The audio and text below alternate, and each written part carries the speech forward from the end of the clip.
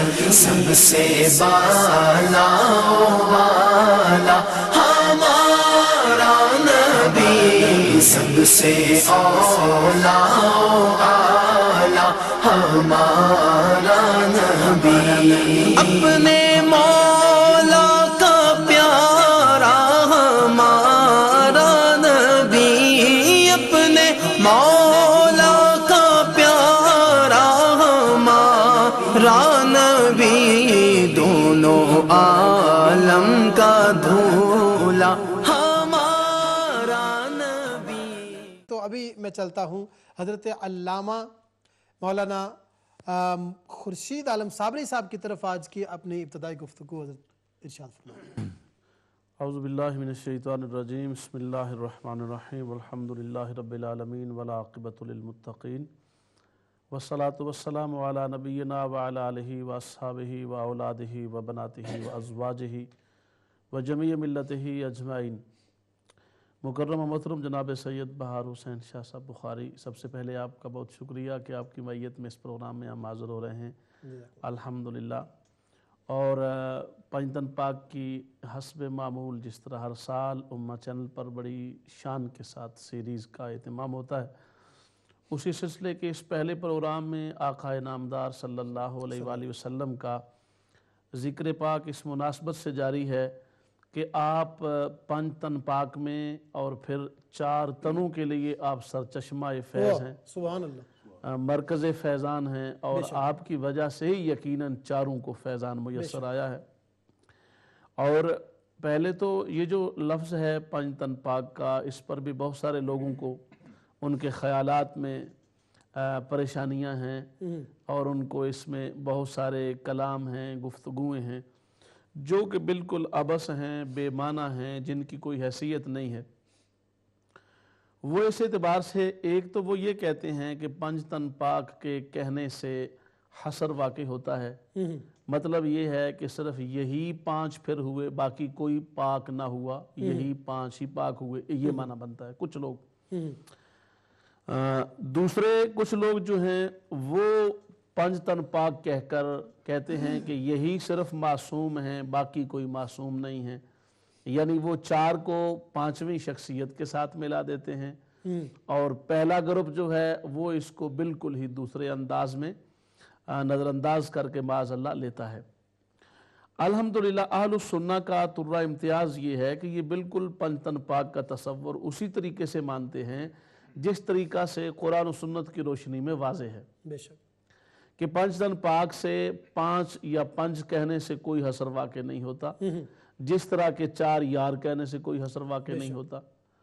پنج تن پاک کی خصوصیت اس اعتبار سے کہ حدیث قصا کی روشنی میں اور سرکار پاک صلی اللہ علیہ وآلہ وسلم نے جو فرمایا لی خمسۃن، اس کی طرف اشارہ کرتے ہوئے آپ نے پانچ کا ذکر فرمایا، تو اس اعتبار سے اس چادر تطہیر کے ساتھ ایک خصوصی نسبت کی وجہ سے پنج تن پاک ان نفوس قدسیہ کو کہا جاتا ہے۔ تو اس میں حصر کی وجہ سے دوسرے خارج نہیں ہیں، اور اس اعتبار سے اس میں کوئی فرق واقع نہیں ہوتا، جس طرح کہ بعض لوگوں نے یہاں تک کہہ دیا۔ یہ بات سمجھنے کے لیے میں اس لیے عرض کر رہا ہوں کہ بہت سارے لوگ ہمارے اپنے بھی یہ سوچ سکتے ہیں کہ ہر سال اسی ہی خاص نام سے ذکر کرنے کی حکمت کیا ہے، تو ان کو بھی اس بات کا احساس ہو کہ ابراہیم علیہ السلام اور دیگر زمانوں میں، پہلے زمانوں میں آنے والے استغفر اللہ ایسے لوگ جن کو لوگوں نے اپنا پوجا پاٹ کا مرکز بنایا، ان کے نام لے کر ان ہستیوں پر معاذ اللہ چسپاں کیے جاتے ہیں۔ ان کی خرابی یہ تھی، وہ ود ہے، سوا، یغوث وغیرہ کے نام لے کر کہتے ہیں کہ جی وہ بھی پانچ تھے معاذ اللہ استغفر اللہ، اور یہ بھی پانچ ہیں، انہوں نے اپنے بنا لیے ہیں، اور جس طرح وہ پوچھتے تھے اسی طرح یہ پوچھتے ہیں استغفر اللہ۔ تو لہٰذا یہ بات بالکل ہمارے دوستوں کو اور محترم ناظرین کو سمجھنی چاہیے کہ اس میں پوجنے والی بات نہیں ہے۔ دو اشارے جو میں نے عرض کیے، ایک تو سرکار پاک صلی اللہ علیہ وسلم نے خود خمسۃ پانچ کا لفظ استعمال فرمایا ہے، اور پھر دوسرا یہ ہے کہ اس چادر تطہیر کے اندر آپ نے خصوصی طور پہ جب اہل بیت کے اندر ان نفوس قدسیہ کو چاروں کو شامل کیا تو اس کا بھی خصوصی نسبت اس کے ساتھ شامل ہے۔ تو ان دو وجوہات کی بنیاد پر صحابہ کرام جتنے ہیں وہ تمام کے تمام محفوظ ہیں، ان صحابہ میں اہل بیت بھی شامل ہیں. بے شک. اہل بیت اور صحابہ دونوں طبقات اور دونوں ہستیاں اپنے اپنے طور پر محفوظ کے مقام پر ہیں. نبی معصوم کے مقام پر ہوتا ہے، اور معصوم اور محفوظ دونوں کے لیے یہ امت کا نقطہ نظر ہے، اور امت کا اس بات پر اتفاق ہے کہ ان دونوں کو پاک کہا جاتا ہے. بے شک.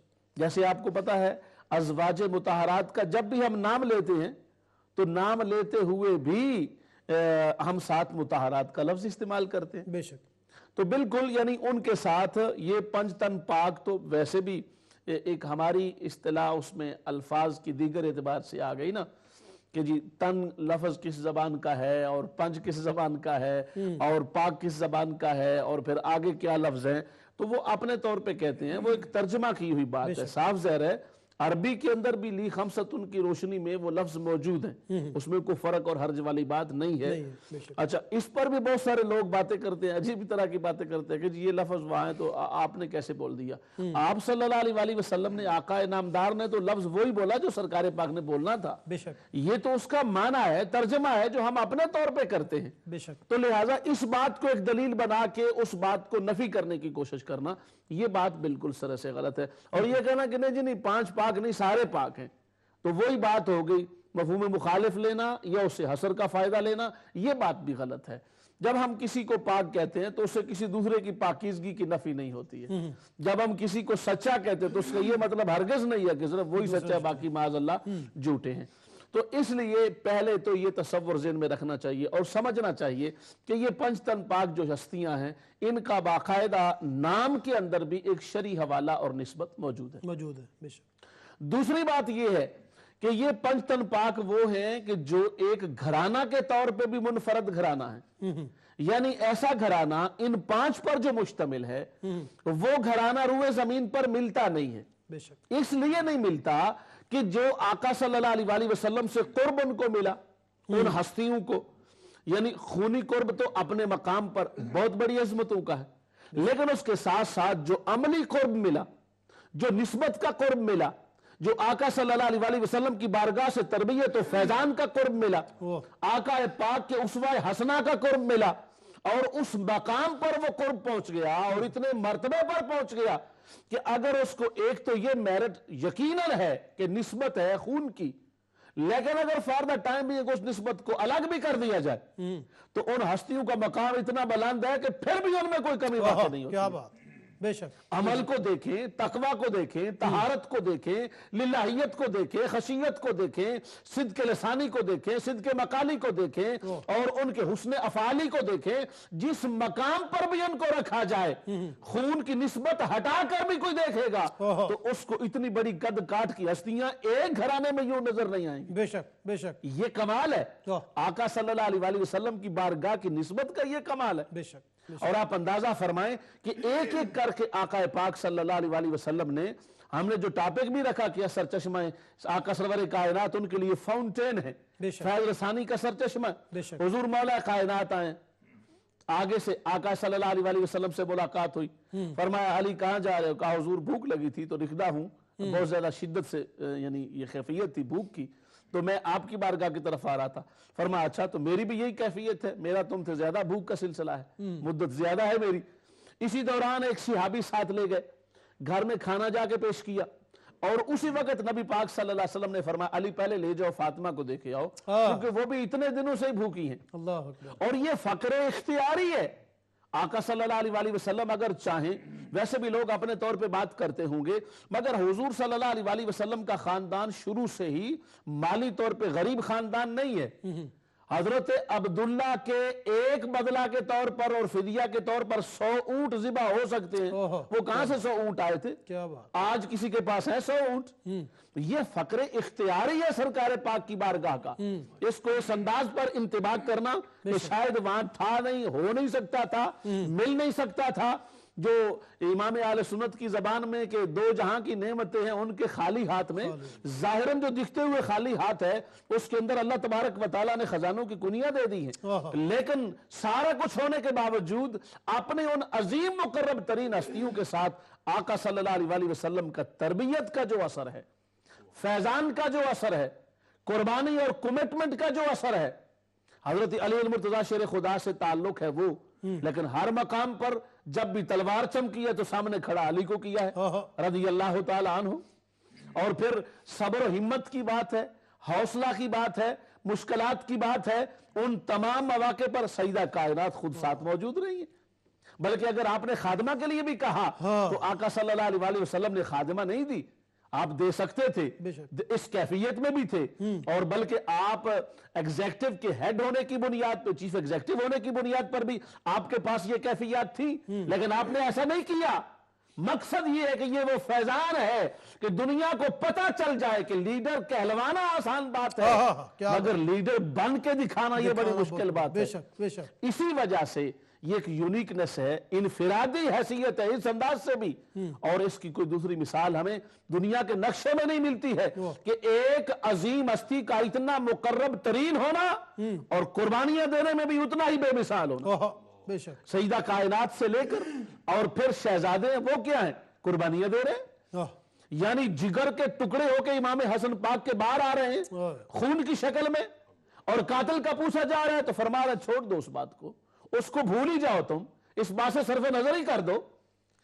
پوری 40,000 کی تلواریں سر پر کھڑی ہیں، فرما رہا ہے نہیں اس بات کو چھوڑو، امت کی صلح کی بات کرو، امت کے اندر کمپرومائز کی بات کرو.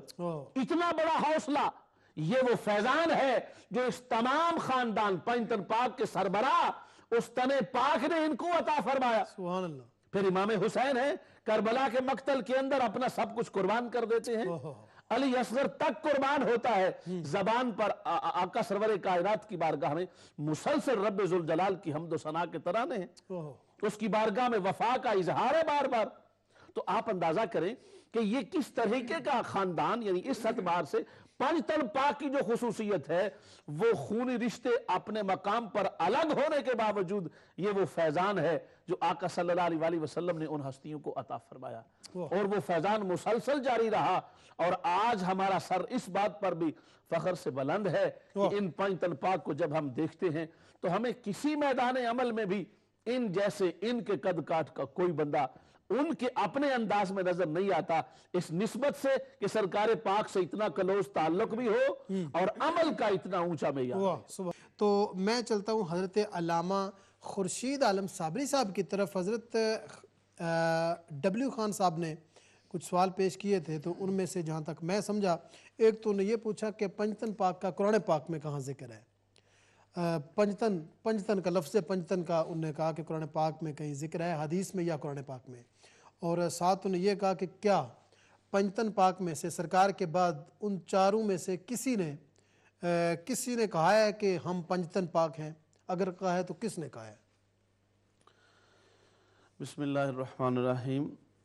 پہلی بات جو انہوں نے کی قرآن و حدیث کی روشنی میں، ہم نے شروع میں اس بات کا ذکر کیا کہ اس آیت کریمہ کی روشنی میں جو مشہور و معروف احادیث مبارکہ ہیں صحیح مسلم شریف تک، اس میں باقاعدہ ان کا ذکر موجود ہے جس میں آقا صلی اللہ علیہ وسلم نے ان چاروں نفوس قدسیہ کا بطور خاص تذکرہ فرمایا. اس کے علاوہ اور بھی متعدد احادیث مبارکہ ہیں جن میں ان کا ذکر موجود ہے، اور وہ تمام کی تمام احادیث درجہ صحت کو پہنچی ہوئی ہیں. اس میں کسی کو بھی اس بات کا انکار نہیں ہے. جو حدیث پاک کو مانتا ہے وہ یقیناً اس بات کو مانتا ہے.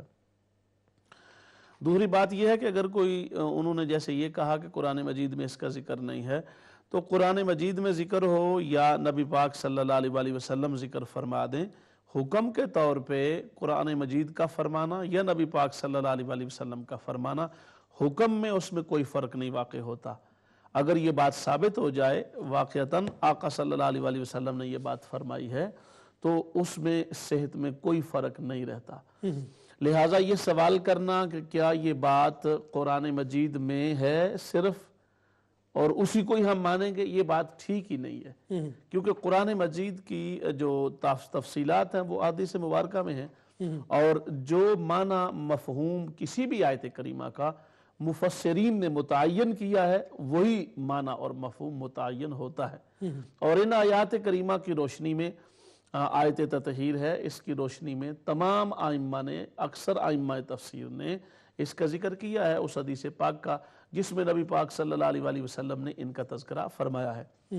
اسی طرح آیت مباہلہ کے اندر بھی مفسرین کرام نے اس آیت کی تفصیل اور تشریح بیان کرتے ہوئے احادیث مبارکہ کی روشنی میں ان نفوس قدسیہ کا ذکر کیا ہے.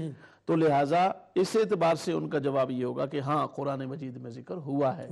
یعنی اجمال جو قرآن مجید میں بیان ہوا اس کی تفصیل کا جو تقاضا ہے وہ پورا ہوا، اور اسی تقاضا کو پورا ہوتے ہوئے ان ہستیوں کا ذکر کیا گیا اور ان کا نام لیا گیا. لہٰذا اس اعتبار سے ان کی یہ بات بالکل درست ثابت ہوئی.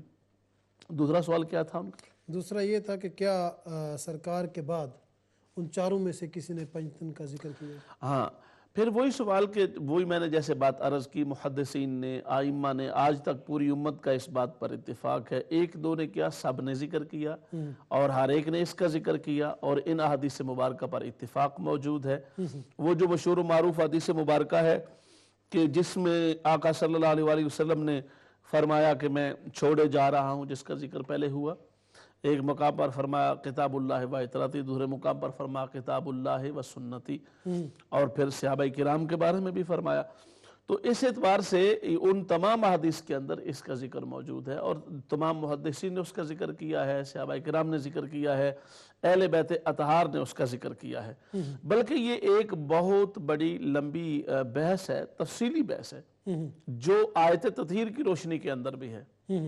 کہ جیسے پہلے بھی ذکر کیا جا رہا تھا کہ دو طبقات جو اس سے بنے ہیں، ان دونوں نے اپنی اپنی انتہا پر جا کے بات کی ہے. ایک طبقہ ایسا ہے جو یہ کہتا ہے کہ اہل بیت کے اندر وہ شامل ہیں ہی نہیں، اور وہ بھی اپنی دلیل کے طور پر جو وہ دلیل دیتے ہیں، عام بندے کو تو ڈیفینیٹلی ان کی دلیل بھی متاثر کر سکتی ہے، لیکن سمجھنا یہ ہے کہ آئمہ تفسیر نے اس سے معنی کیا مراد لیا ہے، اور آئمہ تفسیر نے اس آیت کریمہ کی کس معنی میں مفہوم کو متعین کرنے کی طرف ہماری رہنمائی کی ہے. تو اسی کی روشنی میں ہمیں سمجھنا ہوگا. اپنے طور پہ ہم کوئی اگر بات سمجھنا چاہیں یا سمجھانا چاہیں تو اس کی کوئی اہمیت نہیں ہوگی. اہمیت اسی کی ہوگی جو بات ہمیں آئمہ تفسیر نے سمجھائی ہے، اور یقیناً آئمہ تفسیر کا ایک اصول ہے، ان کے قوانین ہیں. ان قوانین کی روشنی میں ایک بات طے پاتی ہے، اور طے پانے کے بعد پھر وہ قبولیت کے مقام پر پہنچتی ہے، یعنی لوگوں کے لیے قابل عمل ہو جاتی ہے وہ بات. لہٰذا آج کی یہ بات نہیں ہے. لوگوں نے کوشش کی، دیکھیں نا، اگر کسی کو بھی تھوڑا بہت پڑھنا لکھنا آ جاتا ہے، بات کرنے کا سلیقہ طریقہ آ جاتا ہے، تو وہ اپنے طور پہ ایک بات بیان کرنے کی کوشش کرتا ہے، اور وہ سمجھتا ہے کہ شاید جو میں بات کر رہا ہوں ممکن ہے پہلو میں سے کسی نے کی نہیں ہوگی. حالانکہ یہ اس بیچارے کی بھول ہے.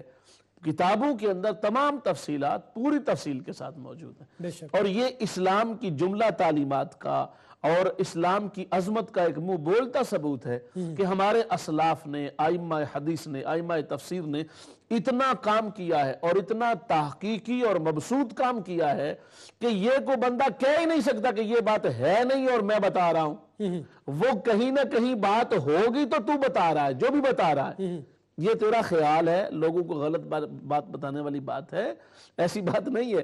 تمام تفصیلات وہاں پہ موجود ہیں.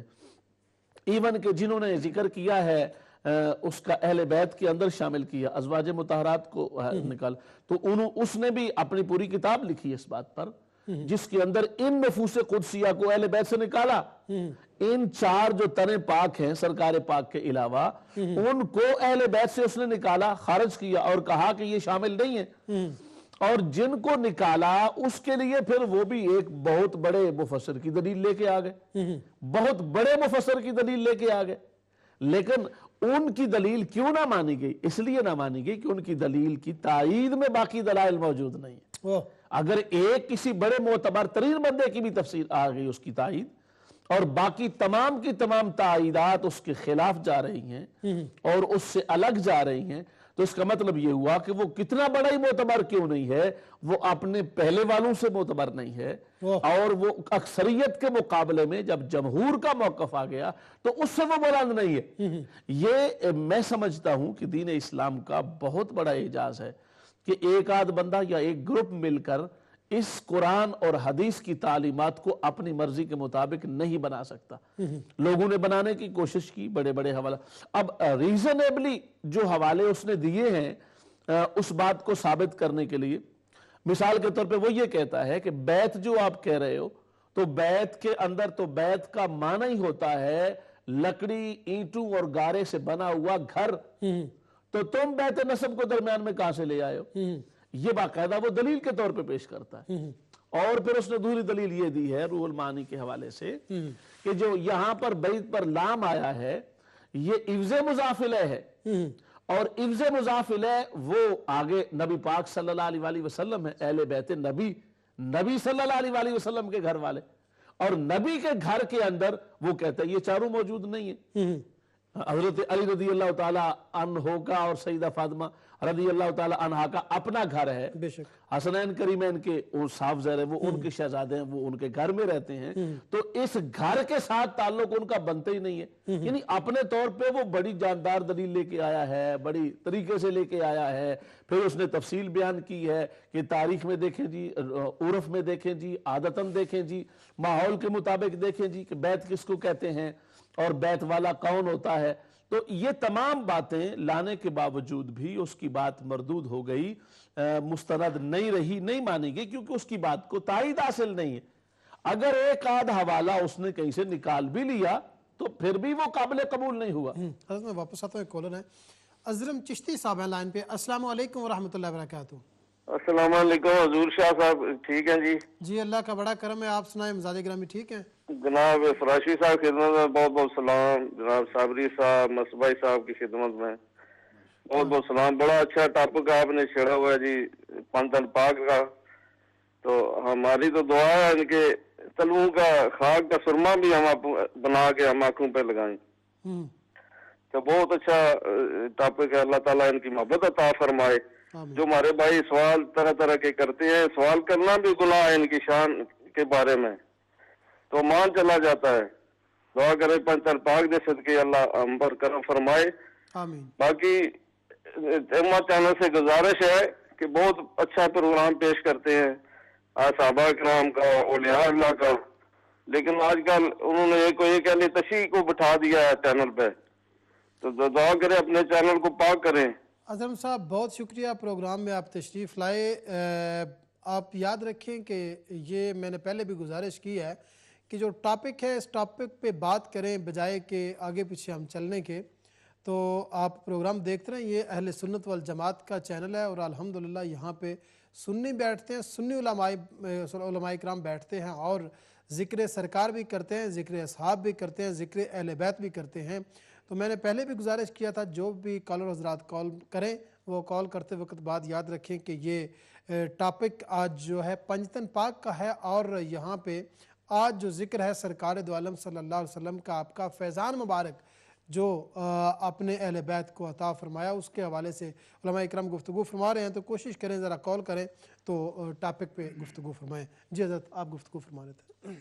جی تو میں نے یہ بات عرض کی کہ اب اس کی اگر ایک بات کو دیکھا جائے اور اس انداز سے بات اس کی دیکھی جائے تو اس میں ڈیفینیٹلی ایک پوری کتاب جو لکھی تو اس میں اس تمام کتاب میں اپنے طور پہ دلائل ہی دی ہیں، اور اس نے یہ کہا ہے کہ بیت سے مراد ازواج مطہرات کی حجرات ہیں، کیونکہ وہاں پر ہی وہی آتی تھی، وہاں ہی سرکار تشریف فرما ہوتے تھے، وہاں ہی نبی پاک صلی اللہ علیہ وسلم کے شب و روز گزرتے تھے، وہیں سے تمام اسلامی تعلیمات کا سلسلہ چلتا تھا، وہاں ہی آقا صلی اللہ علیہ وسلم اٹھتے بیٹھتے تھے، وہیں سے پوری امت کو معلومات میسر آتی تھی، تعلیمات ملتی تھی، ہدایات ملتی تھی، اور وہ تمام کا تمام مرکز گھر کے طور پہ نبی پاک صلی اللہ علیہ وسلم نے ہمیشہ اپنے گھروں کو ہی گھر کہا ہے، اور انہی گھروں کو گھر کہا ہے جو لکڑی اور میٹیریل کے بنے ہوئے ہوتے ہیں۔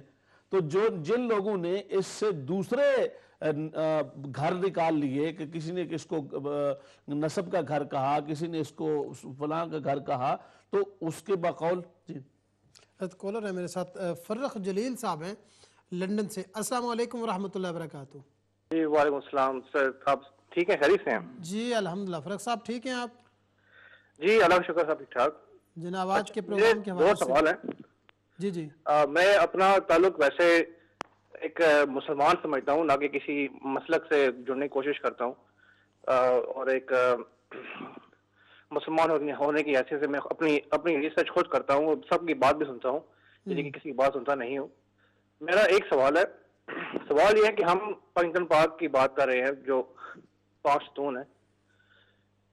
میرا سوال یہ کہ حضور پاک کی اور بیٹیاں بھی تھیں اور ان کے علاوہ جو ان کے آگے نواسے بھی شاید ہوں, مجھے اتنا علم نہیں ہے, لیکن ان کی 4 بیٹیاں بھی تھیں.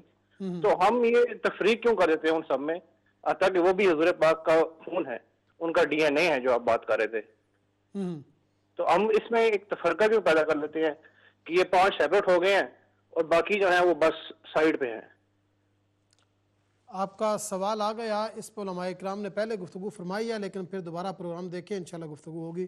جی حضرت اس کو جی, تو میں بات یہ کر رہا تھا کہ اس انداز سے جن لوگوں نے ذکر کیا ہے, اس بات کو لیا ہے, تو انہوں نے غلط بات سے لیا. تو میں نے یہ بتایا کہ عقلی دلائل کی بنیاد پر یا ایک آدھ کسی نقلی دلیل کی بنیاد پر بھی اگر کوئی بندہ جمہور سے انحراف کرنے کی کوشش کرے گا اور تائیدات سے ہٹ کر اپنی کوئی انفرادی بات کرنے کی کوشش کرے گا تو اس بات کو نہیں مانا جائے گا. اسلام کے جو مسلمہ قواعد و ضوابط بن چکے ہیں, جس کو امت نے قبول کیا ہے, ایکسیپٹ کیا ہے, عملی طور پر وہ عمل پذیر ہیں, جاری و ساری ہیں, ان پر عمل ہو رہا ہے, معمول بہی ہے, ان کو آپ کسی صورت میں بدل نہیں سکتے ہیں اور نہ ہی ان کو بدلنا چاہیے. تو لہٰذا جو بندے اس کو بدلنے کی کوشش بھی کرتے ہیں وہ ڈیفینیٹلی ایک غلط کام کرتے ہیں. انہیں تائید کرنی چاہیے اپنے اسلاف کی, اور جو متفقہ مسائل ہیں ان پر اختلاف نہیں کرنا چاہیے, کیونکہ اس سے کیا ہوتا ہے, کنفیوژن پیدا ہوتی ہے, لوگوں کے اندر کنفیوژن پیدا ہو جاتی ہے اور وہ یہ سمجھتے ہیں کہ یہ کیا معاملہ ہے. اور ہم نے اسی وجہ سے ہم جو ترتیب میں اپنے سلسلہ کے اندر تمام موضوعات کو لے کے آتے ہیں, اس میں بھی ہمارا مقصد یہی ہوتا ہے کہ آپ جو بھی بات کریں, جو بھی عمل کریں, اس کی آپ کے پاس کسی نہ کسی سطح کی دلیل موجود ہونی چاہیے. بے شک, بہت شکریہ حضرت. حضرت علامہ خورشید عالم صابری صاحب کی طرف. حضرت قرآن پاک کی آیہ مبارکہ جو کل لا اسألکم علیہ اجرا الا المودہ تھا, اس مودت سے پہ تھوڑی گفتگو فرمائیے گا. بسم اللہ الرحمن الرحیم. مودت محبت کے مترادف ہے اور مترادفات میں شامل ہے, لیکن اس کے اندر قلبی تعلق کی کیفیت زیادہ ہوتی ہے, ادب و احترام کی کیفیت زیادہ ہوتی ہے, نسبت کا اعتبار زیادہ ہوتا ہے, اور اسی کی طرف نبی پاک صلی اللہ علیہ وآلہ وسلم نے اشارہ بھی فرمایا ہے. تو اس اعتبار سے یہ جو ہمیں اس بات کا ارشاد فرمایا گیا آقا صلی اللہ علیہ وآلہ وسلم نے قرآن مجید کی روشنی میں, بلکہ اللہ تبارک و تعالیٰ کے فرمان کے مطابق یہ فرمان جاری کیا, قرآن مجید کی زبان میں جاری بھی کیا, تو اس سے ہمیں ادب اور احترام کا دامن ہمیشہ ہر صورت میں تھامنا چاہیے. آج کل تو مجموعی طور پر نبی پاک صلی اللہ علیہ وآلہ وسلم کی بارگاہ کے حوالے سے بھی اس میں کمی اور فقدان کی چیزیں اور شکلیں موجود ہیں اور پائی جاتی ہیں, اور شاید کچھ لوگ اس احترام کو, عزت کو, محبت کو, پیار کو اور وارفتگی شوق کو, جذبات کی کیفیات کو, کچھ لوگ شاید اس کو پتہ نہیں کیا کیا نام دیتے ہیں اور کیا کیا اس کی بنیاد پر کوئی شخصیت پرستی کہہ رہا ہے, کوئی غلو کہہ رہا ہے, کوئی کچھ کہہ رہا ہے, کوئی کچھ کہہ رہا ہے. حالانکہ یہ بات نہیں ہے. نبی پاک صلی اللہ علیہ وآلہ وسلم کے ساتھ صحابہ کرام کا اور صحابیات کا اور آقا صلی اللہ علیہ وسلم سے منسوب شخصیات جتنی بھی مقدس و مطہر ہیں, ان تمام کا تعلق انتہائی عقیدت پر مبنی تھا, انتہائی زیادہ احترام پر مبنی تھا. اور یہی وجہ ہے کہ حضور صلی اللہ علیہ وآلہ وسلم کے ساتھ جو ان 4 نفوس قدسیہ کا یا دیگر کا جو تعلق موجود ہے, وہ تعلق اپنی جگہ پر قائم ہے. جیسے ویسے علامہ فراشوی صاحب کی بلا نے اس پر بات کر دی ہے کہ جو ہمارے کالر نے کہا تھا کہ بیٹیاں جو ہیں بنات, ان کے بارے میں, تو ہم وہ ذکر بھی بالکل اچھے انداز سے کیا بلکہ حد سے زیادہ کرتے ہیں جتنا ہم کر سکتے ہیں. حد سے مراد ہماری جو حد ہے, ورنہ ان کی شان کی تو حد ہم کیا سمجھ سکیں گے یا کیا اس کا تعین کر سکیں گے. بلکہ خود آقا صلی اللہ علیہ وآلہ وسلم نے بھی ظاہری حدود سے علاوہ ان کو عظمت عطا فرمائی. حضرت عثمان غنی رضی اللہ تعالی عنہ کو جو فرمایا کہ تم بدر کے جنگ میں شامل نہ ہو بلکہ تم میری بیٹی, میری صاحبزادی کی خدمت پر معمور رہو, تو یہ معمولی بات ہے. خلیفہ سوم ہے, اور وہ ہستی جن سے آقا صلی اللہ علیہ وسلم خود فرماتے ہیں میں حیا کرتا ہوں، فرشتے حیا کرتے ہیں، جن کے یعنی واحد صحابہ پاک کی کائنات میں ایسی ہستی ہیں جن کو آقا صلی اللہ علیہ وسلم نے اس انداز سے نوازا ہے کہ آپ کی مالی خیرات کو اتنی بڑی عظمت عطا فرمائی ہے اور اپنی ذات پاک کے ساتھ منسوب کر کے ایک انوکھے انداز سے نوازا ہے، تو ان کو اسپیشل طور پہ اپنی اس عظیم دختر پاک کے لیے متعین فرمایا کہ آپ اب جہاد کتنا بڑا دکھنے میں عمل ہے، کتنا بڑا کام ہے، اور جہاد بھی وہ پہلا یعنی معرکہ ہے حق اور باطل کا جس پر قرآن مجید کی متعدد آیات گواہ ہیں، آقا صلی اللہ علیہ وسلم کی اپنی کیفیت ایک خاص انداز میں ہے، صحابہ پاک کا جذبہ ایک خاص انداز میں ہے، اور تاریخ انسانی کے اندر ایک ایسی ہستی ایک ایسے مارکے کی قیادت فرما رہی ہے کہ جو مارکہ اپنی شان میں بالکل مختلف ہے، جس کے فریقین آپس کے تمام معاملات میں اور آپس کی تمام مہارتوں میں ضرب و حرب کی کیفیات میں بالکل مختلف ہیں، تو اس میں یعنی جہاں فضائل ہی فضائل تھے، کمالات ہی کمالات تھے، رب ذوالجلال کی بارگاہ سے رحمتوں کا ورود ہی ورود تھا، اور ہر شان ایک معجزانہ شان کے ساتھ، ہر اگلا بڑھنے والا قدم ایک انتہائی اعجاز والی شان کے ساتھ بڑھتا جا رہا تھا، تو جہاں کسی کے لیے بھی یہ بہت بڑی عظمت کی بات تھی کہ وہ اس میں شامل ہوتا، لیکن کہاں ایک موقع پر وہ پہلا مارکہ جس کو قرآن مجید نے یوم الفرقان کا نام دیا، بدر کا نام ہے اور بدر کا مارکہ ہے، اور اس یعنی اتنا بڑا مارکہ کہ باقاعدہ اس جگہ کا نام لے کر قرآن مجید نے تذکرہ فرمایا ہے، اور آقا صلی اللہ علیہ وسلم کی وہاں دعا کی جو کیفیات ہے، اللہ پاک کی بارگاہ میں اپنے ملتجی ہونے کا جو انداز ہے سرکار پاک صلی اللہ علیہ وسلم کا، وہ یعنی اس کی کوئی دوسری مثال ہمیں ملتی نہیں ہے۔ اتنی عظیم نسبتوں کے باوجود نبی پاک صلی اللہ علیہ وسلم نے حضرت عثمان غنی رضی اللہ تعالی عنہ کو اپنی دختر نیک پاک کے لیے وہاں متعین کر دیا، تو کیا یہ معمولی بات ہے؟ یہ کوئی چھوٹی بات ہے؟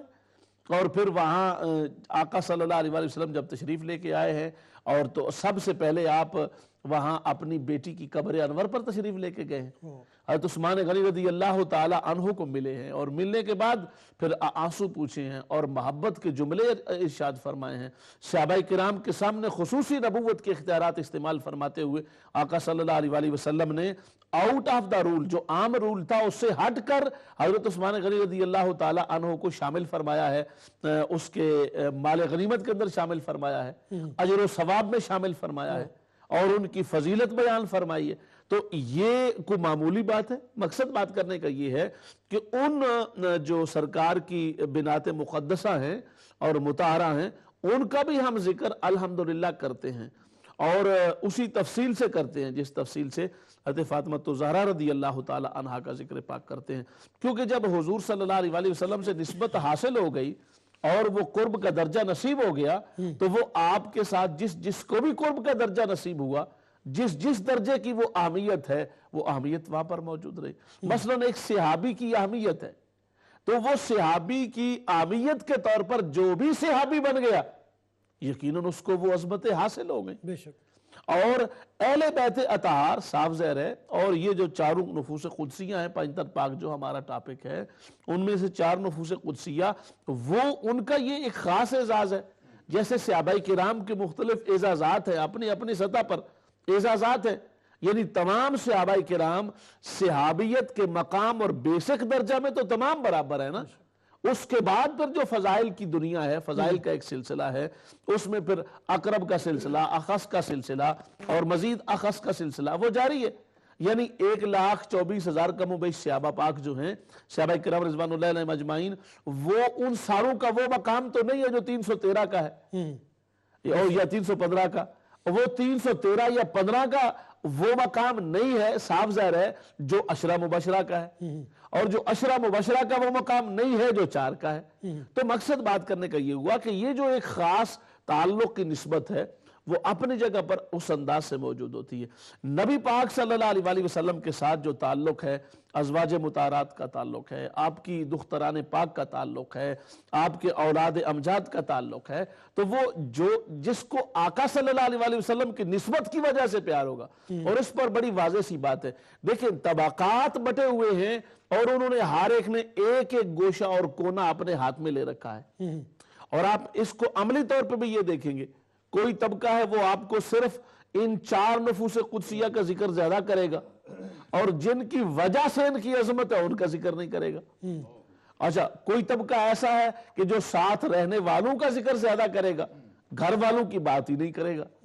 اور جو کوئی طبقہ ایسا، یعنی یہ جو طبقات کی تقسیم ہے، اس کی وجہ سے فیض کو خود لوگوں نے محدود کر دیا ہے۔ بے شک ہمارے لیے اعزاز اس بات کا ہے بحمد اللہ تعالی کہ اللہ تبارک و تعالی نے یہ ایک فکر سلیم عطا فرمائی ہے ہمیں، اور عقیدہ صحیح عطا فرمایا بے ہے، شک ایک نظریہ ایک کاملہ نصیب ہوا ہے کہ ہم جس طریقے سے اللہ تبارک و تعالی کی بارگاہ سے درجات کا تعین ہے اسی طریقے سے مانتے ہیں۔ بے شک یعنی صحابہ پاک کی کائنات، اہل بیت اطہار کی کائنات، پنج تن پاک کی کائنات، اور پھر خلفاء کی کائنات، جو بھی سلسلے موجود ہیں ان میں صاف ظاہر مرکزی نقطہ آقا مولا صلی اللہ علیہ وآلہ وسلم کی ذات گرامی ہے، جس کو جتنا بڑا درجہ نصیب ہوا، اگر حضور صلی اللہ علیہ وسلم کا تعلق درمیان سے نکال لیں گے، وہ تعلق جو اسلام کی بنیاد پر ثابت ہوتا ہے اور جو صفات کی بنیاد پر ثابت ہوتا ہے، جب اس تعلق کو نکال لیں گے تو پیچھے بات ختم ہو جائے گی، کچھ بچے گا ہی نہیں۔ دیکھیں نا کتنے لوگ ہیں جو رشتہ داری میں، اور کتنے لوگ ہیں، ابو لہب کی بھی تو رشتہ داری ہے، دیگر کی بھی تو رشتہ داری ہے، اور خون کے مثلا جینز کی بات کریں تو جینز تو ان میں بھی وہی ہے نا، اور ابو طالب کی جینز ہے نا ان کے پاس، عبد المطلب کی جین ہے نا ان کے پاس بھی، لیکن ان جینز کا کیا ملا ہے؟ قرآن مجید کی پوری صورت نازل ہو گئی ہے۔ وجہ یہ ہے کہ آقا پاک صلی اللہ علیہ وآلہ وسلم کی اتباع سے تعلق نہیں جوڑا، محبت رسول کی شان رسالت والی شان کے ساتھ رابطہ قائم نہیں کیا، آقا صلی اللہ علیہ وآلہ وسلم کو ایسا مان کر جیسا رب ذوالجلال منوانا چاہتا ہے، عمل پیرا نہیں ہوئے۔ تو اسی اعتبار سے اسلام کے اندر جو تعلیمات کا سلسلہ ہے یہ اتنا واضح ہے۔ آج لوگ قانون بن رہے ہیں، دنیا کے اندر نظام متعارف ہو رہے ہیں، اور لوگ مختلف طریقوں سے زندگی گزارنے کے اچھے سے اچھے طریقے ڈیولپڈ شیپس میں لے کے آ رہے ہیں۔ وہ آج جو چھوٹے چھوٹے پوائنٹ تلاش کر کے سمجھتے ہیں شاید ہم نے کو بڑا کام کیا ہے، نبی پاک صلی اللہ علیہ وآلہ وسلم نے یہی کام آج سے 1400 سال پہلے پوری دنیا کے سامنے ایک جمع شدہ شکل میں کر دیا، اور اس کا معیار قائم کر کے رکھ دیا کہ آپ جس انداز سے بھی دیکھیں گے، جس کو نبی پاک صلی اللہ علیہ وآلہ وسلم نے اپنی توجہ کا مرکز بنایا ہے، وہ واقعتاً اس توجہ کا اہل بھی ہو گیا ہے۔ جو آپ کی بارگاہ سے منسوب ہو گیا ہے اس کو اس نسبت کا فیضان بھی حقیقی معنوں میں ملا ہے۔ لہٰذا ہم جب ان نفوس قدسیہ کی بات کرتے ہیں، جیسا کہ پنج تن پاک کا ہمارا ٹاپک جو چل رہا ہے، تو اس میں ہم ان کا ذکر کر کے بھی ایک اعتبار سے حضور صلی اللہ علیہ وآلہ وسلم کا ہی ذکر کر رہے ہیں، کیونکہ آپ کی وجہ سے ہی اللہ تبارک و تعالیٰ نے انہیں یہ فیضان کی دنیا عطا فرمائی ہے۔ تو صاف ظاہر ہے جب تربیت یافتہ افراد، صحبت یافتہ افراد، فیض یافتہ افراد کے اندر اتنی بڑی طاقت ہوگی، اتنی بڑی ان کے اندر صلاحیتیں ہوں گی، اتنی بڑی ان کی شان و عظمت ہوگی، تو جس نے فیض دیا ہے اس کی عظمت کا عالم کیا ہے؟ کیا بات، سبحان اللہ۔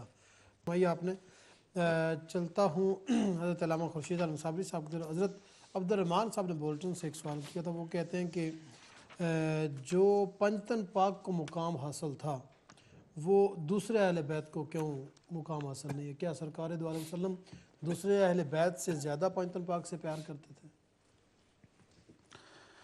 نہیں، یہ بات نہیں ہے۔ اصل بات یہ ہے کہ ان کا اس انداز سے بات کرنا، ہم نے اس پر پہلے بھی بات ذکر کی ہے کہ پنجتن پاک کہنے سے کسی دوسرے کی نفی نہیں ہے، پہلی بات تو یہ ہے۔ دوسرا بات یہ ہے کہ ہم نے یہ بھی عرض کیا کہ اس سے حصر مراد نہیں ہے کہ اگر یہ پاک ہیں تو دوسرے پاک نہیں ہیں۔ تیسری بات یہ ہے کہ اگر دوسرے اہل بیت کی مثلاً وہ بات کرتے ہیں تو اس سے مراد اہل بیت سے مراد تو صاف ظاہر ہے، جیسے پہلے ذکر ہوا ازواج مطہرات ہیں، سرکار کی جو باقی صاحبزادیاں ہیں ان کا ذکر ہے، تذکرہ ہے، امہات المؤمنین کا، تو وہ جن جن کی بھی بات آتی ہے ان کی بات خود قرآن مجید نے ایون کے کی ہے. نبی پاک صلی اللہ علیہ وسلم کی ازواج مطہرات کو امہات المومنین کو فرمایا کہ تم جیسی عورت پوری کائنات میں کہیں نہیں ہے. خود قرآن مجید نے اتنی بڑی عظمت سے مالا مال کیا ہے. کیا بات. پھر ازواج مطہرات کے لیے جو لفظ ارشاد فرمائے ہیں ان کی طہارت کو بیان کیا ہے, آکام کو بیان کیا ہے, پوری تمام مومنین کی مائیں قرار دے دیا ہے. تو اس اعتبار سے یہ شرف دیکھا جائے تو یوں یہ شرف کسی اور کے پاس نہیں ہے. تو اس لیے یہ جو ہوتا ہے نا, اس کو یہ کہنا کہ یہ جو ایک فضیلت اس کے پاس ہے یہی دوسرے کے پاس کیوں نہیں ہے, یہ بات نہیں ہے. یہ جو فضائل کا تخصص ہے, اختصاص ہے, یہ تو ہوتا ہے ڈیفینیٹلی. حضرت بلال رضی اللہ تعالیٰ عنہ کے پاس بھی جائیں گے تو ان کے پاس بھی بعض اختصاص وہ ہیں کہ جن میں دوسری کوئی مثال نہیں ہے. تو لہٰذا اس اعتبار سے ہمیں دیکھنے کی ضرورت نہیں ہے, بلکہ ہمیں یہ دیکھنا ہے کہ کسی ہستی کو کس مقام پر جب ہم دیکھتے ہیں تو اس کا اس مقام پر کیا مقام ہے. اور وہ جب ہم جس شخصیت کو, جس ہستی کو بھی دیکھتے ہیں اہل بیت اطہار کے اندر, صحابہ پاک کے اندر, سرکار پاک کی نسبتوں کا جہاں جہاں بھی نسبت موجود ہے وہاں اس کی ایک اپنی انوکھی شان ہے, ایک نرالی شان ہے, ایک عظمت والی شان ہے. اس سے دوسرے کی شان میں اضافہ تو ہوتا ہے, کسی کی شان میں کمی نہیں ہوتی. کمی نہیں ہوتی. لہذا ہمارا یہ جو انداز تھوڑا سا سوچنے کا ہے یہ مناسب نہیں ہے کہ ہم اگر یہ سوچیں کہ اگر کسی ایک کی تعریف ہو رہی ہے, توصیف ہو رہی ہے, تو اس کا یہ مطلب ہے کہ دوسرے کی ہم نفی کر رہے ہیں. نہیں, اس میں نفی تو ہے ہی نہیں. یعنی ایک بندے کسی کے بھی فضائل بیان کرنا, اللہ معاف کرے استغفر اللہ, یہ دوسرے کے رذائل یا قبائح نہیں ہوتے. اس کے جب بیان کریں گے تو تذکرہ ہوگا کہ اس کے بارے میں کیا کہا جاتا ہے, کیا نہیں کہا جاتا. تو اس لیے یہ بات ہی مناسب نہیں ہے اور یہ سوچ ہی ٹھیک نہیں ہے. تو ہمارے محترم کالر نے تو یقیناً پوچھنے کے لیے پوچھا اور اسی وجہ سے فائدہ بھی ہو رہا ہے کہ ہم ڈسکس بھی کر رہے ہیں اور لوگوں کو بھی بات ہو رہی ہے. ہم ان کی بات نہیں کر رہے ہیں, لیکن ہم اوورآل ایک بات کر رہے ہیں کہ ہمیں اس کے اندر معاملات کو اس انداز سے دیکھنے کی ضرورت نہیں ہے. آقا صلی اللہ علیہ وسلم نے مختلف مقامات پر مختلف ہستیوں کو کتنی بڑی بڑی عظمت عطا فرمائی. سیدہ فاطمہ الزہرا رضی اللہ تعالی عنہا بیٹی ہیں, دختر مبارکہ ہیں اور مقدسہ مطہرہ ہیں. ان کے لیے سرکار کھڑے ہو جایا کرتے, تشریف فرما ہوتے, خصوصی طور پہ عظمت سے مالا مال کرتے. دوسری طرف حضرت حلیمہ سعدیہ ہیں رضی اللہ تعالی عنہا, تو ان کے لیے آپ کیا ان کے لیے بھی کھڑے ہوئے ہیں, اپنی چادر مبارک اتار کے رکھ دی ہے, ان کو بٹھا دیا ہے, ان کا سامان خود اٹھا کے چل رہے ہیں. تو آقا صلی اللہ علیہ وسلم کا عطا فرمانا, فضیلتیں دینا, کمالات دینا, لوگوں کو اپنی شان کے مطابق عظمتوں سے مالا مال کرنا, یہ محدود نہیں ہے بلکہ یہ ایک جاری سلسلہ ہے اور مسلسل سلسلہ ہے. جو بھی آپ کی بارگاہ میں آتا ہے اس کو آپ کی بارگاہ کی وجہ سے نعمتیں میسر آتی ہیں, عظمتیں میسر آتی ہیں. حضرت سلمان فارسی کو اہل بیت میں شامل کیا ہے, ان کے کتنے بڑے کمالات بیان فرمائے ہیں, کتنا بڑا مقام بلند عطا فرمایا ہے, اور ان کو کس کس انداز سے, یعنی ان کی آزادی سے لے کر ان کی باتوں کے انتہائی تجربہ پر مشتمل ہونے تک, اور پھر ان کی جس انداز سے آقا صلی اللہ علیہ وسلم نے عظمتوں سے انہیں مالا مال فرمایا ہے. تو کوئی بھی نفس قدسیہ ایسا نہیں ہے.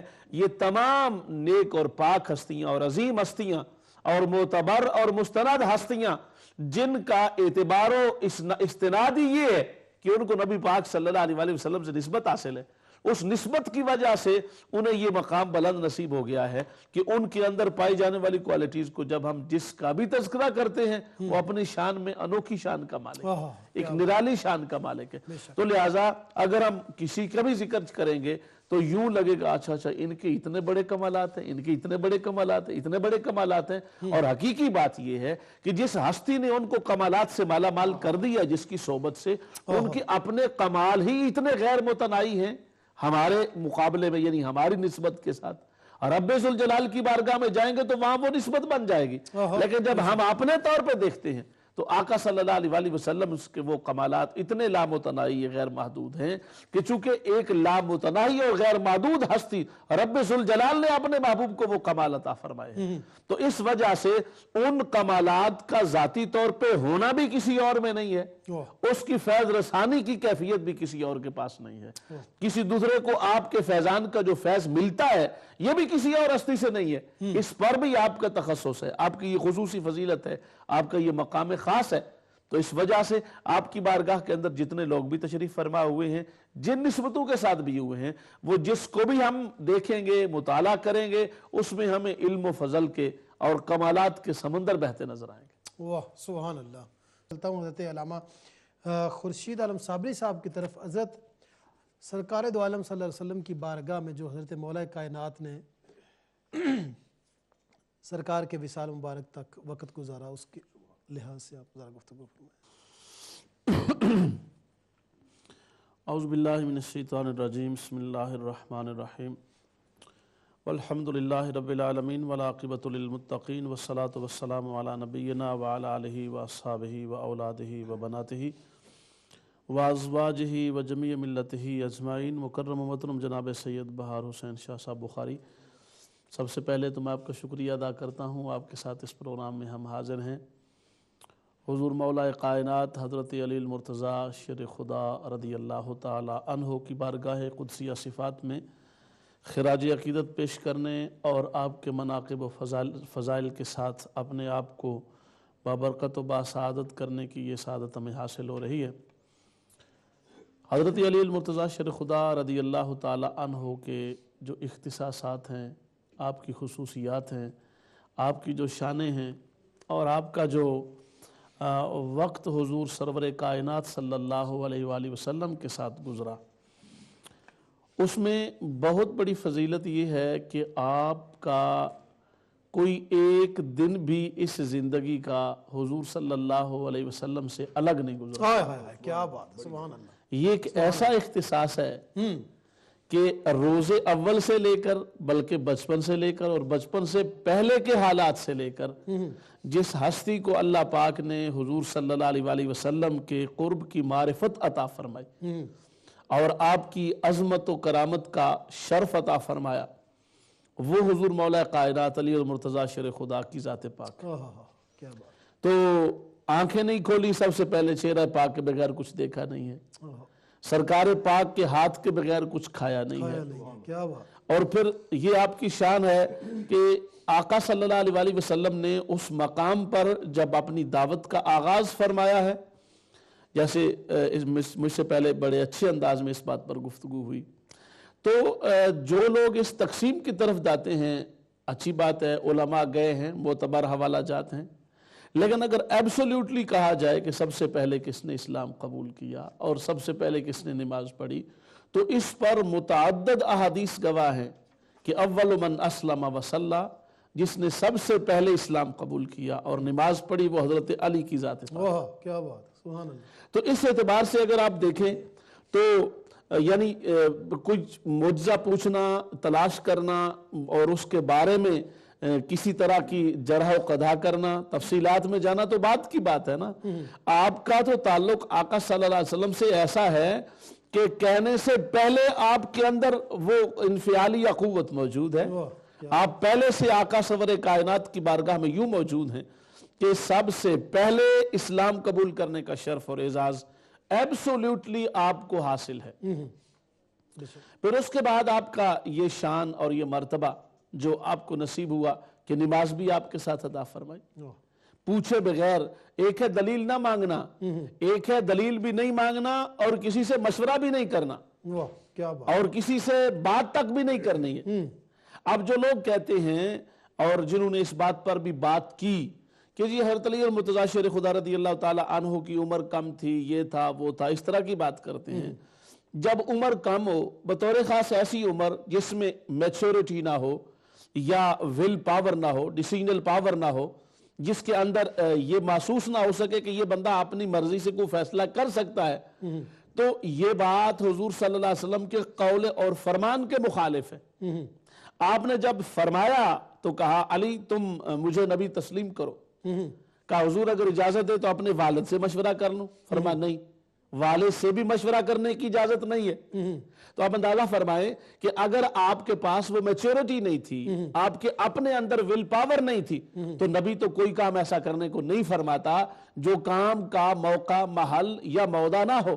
بے شک. تو آقا صلی اللہ علیہ وسلم کا یہ فرمانا اس بات کی دلیل ہے کہ آپ کی نگاہ پاک میں اور نگاہ نبوت میں حضرت علی کا فیصلہ کرنا وہ معتبر فیصلہ تھا, کیا بات. وہ مستند فیصلہ تھا. بے شک. حضرت علی اس قابل تھے کہ ذاتی طور پر جو بھی وہ فیصلہ کریں وہ فیصلہ قابل قبول ہوگا اللہ کی بارگاہ میں بھی اور رسول پاک صلی اللہ علیہ وسلم کی بارگاہ میں. بے شک. بے شک. پھر آپ کو یہ شرف و اعزاز حاصل ہے, آپ کو پتا ہے اس بات سے, حضور صلی اللہ علیہ وسلم نے جو پہلی دعوت فرمائی ہے جس میں آپ نے اقربا کو بلایا ہے, رشتہ داروں کو بلایا ہے, قریبی لوگوں کو بلایا ہے, چیدہ چیدہ افراد کو بلایا ہے, اس دعوت کے موقع پر بھی جس کے بیک گراؤنڈ میں سورہ لہب نازل ہوئی اور ابو لہب نے گستاخی کا ارتکاب کیا, تو اس موقع پر وہ تن تنہا ہستی اور شخصیت جنہوں نے کھڑے ہو کر یہ کہا کہ حضور آج اس بھرے مجمع میں اکیلا آپ کے ساتھ آپ کا ہر ممکن تعاون کرنے کا وعدہ کرتا ہوں. کیا بات. سبحان اللہ. اس موقع پر بھی نبی پاک صلی اللہ علیہ وسلم نے یہ نہیں فرمایا کہ علی تم ابھی چھوٹے ہو, تمہارے تعاون کرنے سے کیا ہو جائے گا, تم اکیلے میرے ساتھ مدد کر رہے ہو تو اس سے کیا فرق پڑ جائے گا, یا تم تو پہلے ہی میرے ہو لہذا تمہارا اعلان کرنا کو معنی نہیں رکھتا. یہ کئی باتیں ہو سکتی تھی جو عام طور پہ لوگ بہت ساری باتیں سوچ رہے ہیں, عمر کے تقاضے اور پیمانوں پر ناپ رہے ہیں, کبھی کوئی بات کرتے ہیں, کبھی کوئی بات کرتے ہیں, کبھی کوئی سمجھ کی بات ہوتی ہے. تو آقا صلی اللہ علیہ وسلم بھی تو یہ فرما دیتے یا فرما سکتے تھے نا, لیکن آپ نے اس وقت خصوصی شفقت سے مالا مال فرمایا اور آپ کو معانقہ عطا فرمایا, آپ کو ظاہراً بھی قرب کی منازل عطا فرمائی, اور یہ آقا صلی اللہ علیہ وسلم کا اس پر خوشی کا اظہار فرمانا, اور پھر ساتھ یہ کہنا کہ حضور میری ٹانگیں کمزور ہیں, میری آنکھیں بیماری کا شکار ہیں, لیکن اس کے باوجود میں وعدہ کرتا ہوں کہ میں آپ کی ہر بات پر آواز پر لبیک کہتا ہوں. تو یہ گویا کہ آواز پر سب سے پہلے لبیک جس نے کہا مقصد رسالت آپ کی تکمیل کے لیے, اور آقا صلی اللہ علیہ وسلم جس بعثت نبوی کے ساتھ آپ کو مبعوث فرمایا گیا اس مشن اور مقصد کی تکمیل کے مراحل تک لے جانے کے لیے سب سے پہلی جو خشت اول رکھی گئی عمارت اسلام میں, اور جس خشت اول نے وہ خشت اول بھی بنی اور پھر شاخ ہاشمی کا برگ و بر لگا تو وہ بھی اسی پر لگا. کیا بات. یعنی آپ اندازہ فرمائیں اس مقام پر آپ نے یہ فرمایا ہے, اور آقا صلی اللہ علیہ وسلم نے اس کو بڑے ہی خاص شان کے ساتھ اعزاز کے ساتھ قبول فرمایا. اس کے بعد جتنی بھی مخالفتیں ہوئی ہیں, مزاحمتیں ہوئی ہیں, through thick and thin all the time حضرت علی المرتضیٰ شیر خدا رضی اللہ تعالی عنہ حضور صلی اللہ علیہ وسلم کے ساتھ ہیں. بے شک. پھر آپ یہ بھی بات آپ کے ذہن میں ہے کہ آپ کو اس بات کے اندر بھی اختصاص حاصل ہے کہ آقا صلی اللہ علیہ وسلم کی دختر نیک اختر حضرت سید النساء اہل الجنہ حضرت فاطمہ زہرا رضی اللہ تعالی عنہا کو آپ کے زواج کے ساتھ منسلک ہونا, آپ کی زوجہ محترمہ ہونے کا شرف حاصل ہونا, اور آپ کو یہ اعزاز حاصل ہونا. پھر دوسری بات یہ ہے کہ احادیث صحیحہ کے اندر یہ بات موجود ہے کہ حضور صلی اللہ علیہ وسلم نے یہ بات نہیں فرمائی کہ میں نے فاطمہ کا نکاح تم سے کر دیا ہے یا بیٹی فاطمہ کی شادی تم سے کرنا چاہتا ہوں. جو بھی رسمی باتیں ہوتی, لوگ کہتے ہیں جی یہ کوئی بات ہے کرنے والی, آپ ان کے خاندان کی بات کر رہے ہیں, آپ ان کی زوجہ محترمہ کی بات کر رہے ہیں, دختر رسول کی بات کر رہے ہیں, شادی کی بات کر رہے ہیں. شادی کی بات کرنے میں کیا کوئی خاص کرامت ہے؟ ہم کہتے ہیں یہی خاص کرامت و فضیلت ہے. شادی تو دنیا بھر میں ہوتی ہیں, کس کی شادی کون کرتا ہے ساری دنیا کو پتا ہے کیسی ہوتی ہیں, لیکن یہ واحد اور تنہا ایک ایسی شادی اپنے انداز میں ہے کہ جس کا معاملہ رب ذوالجلال نے اپنی شان کے مطابق رکھا ہے. کیا بات.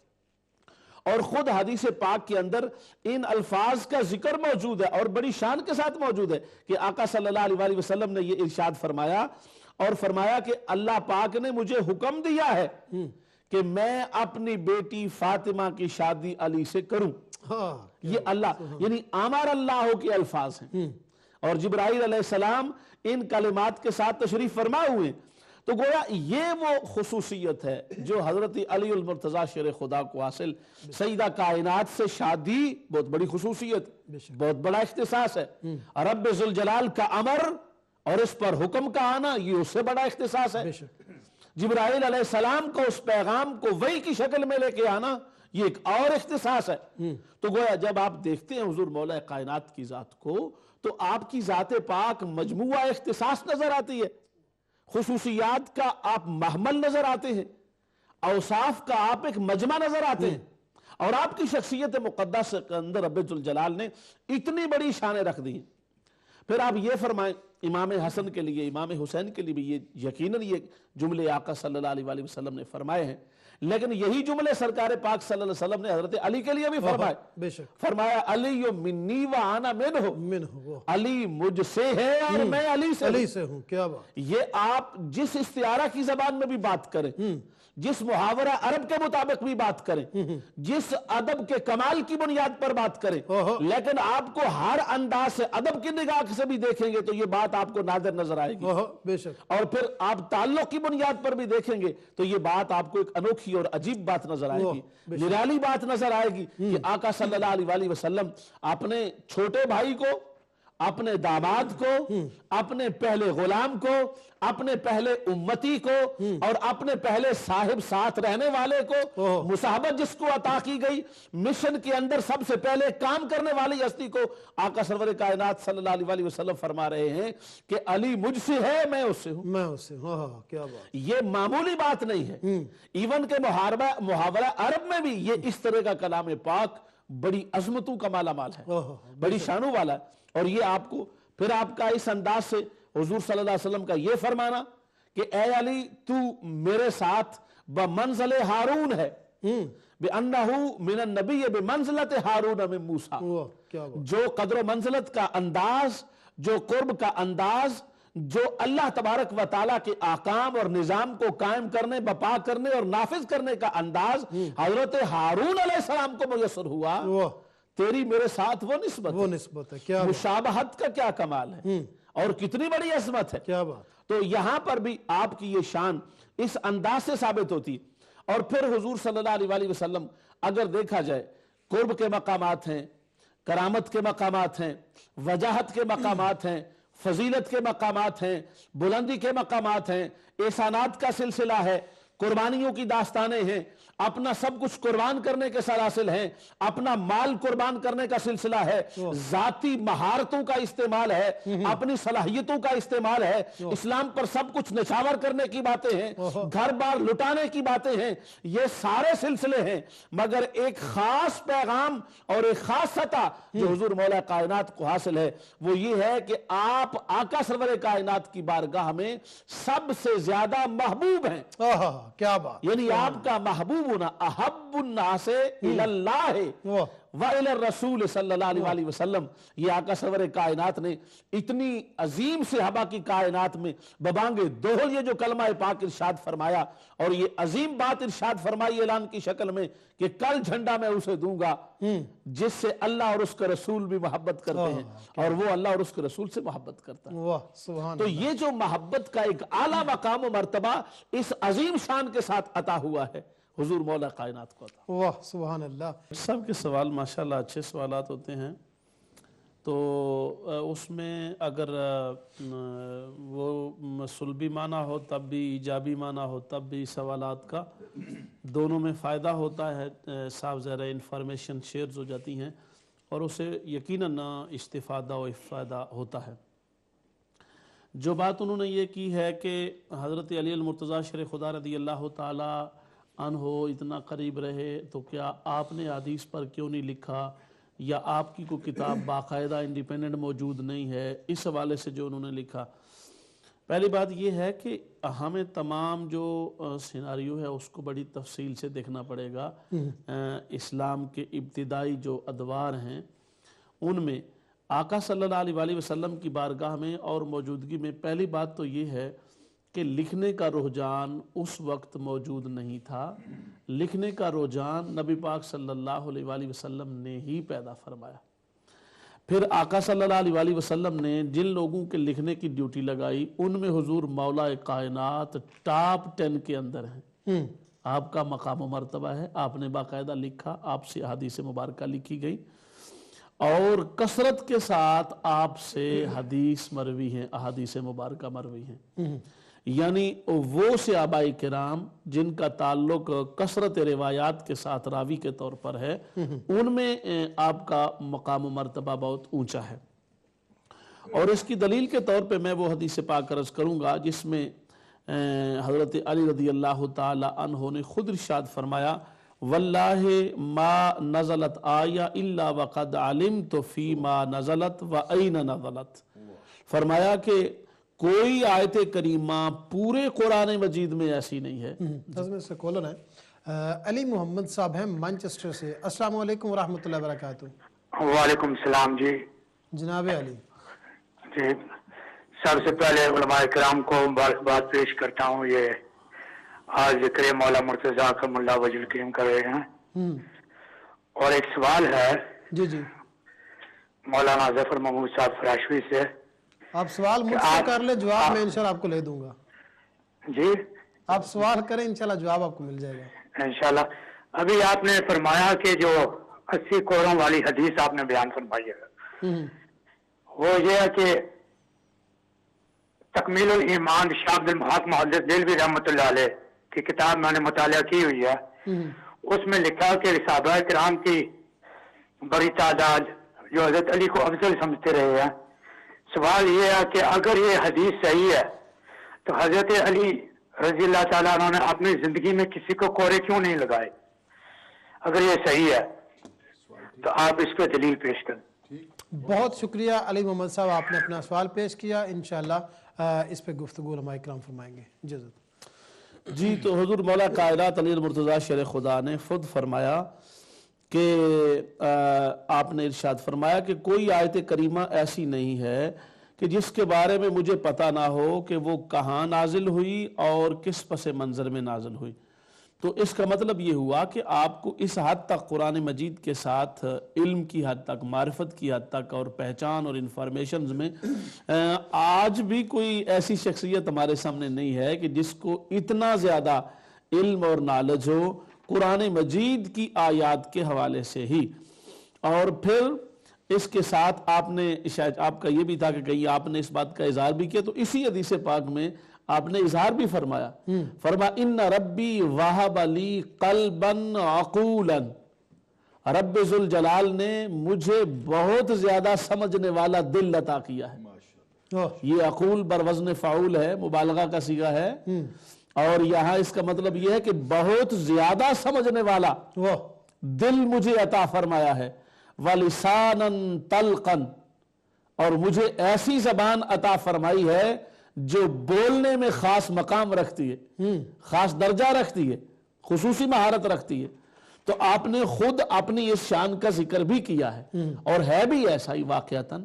علم کی دنیا میں, معرفت کی دنیا میں جب ہم دیکھتے ہیں تو حضور مولا کائنات علی مرتضیٰ شیر خدا کا مقام و مرتبہ اور شان و عظمت اتنی بلند ہے.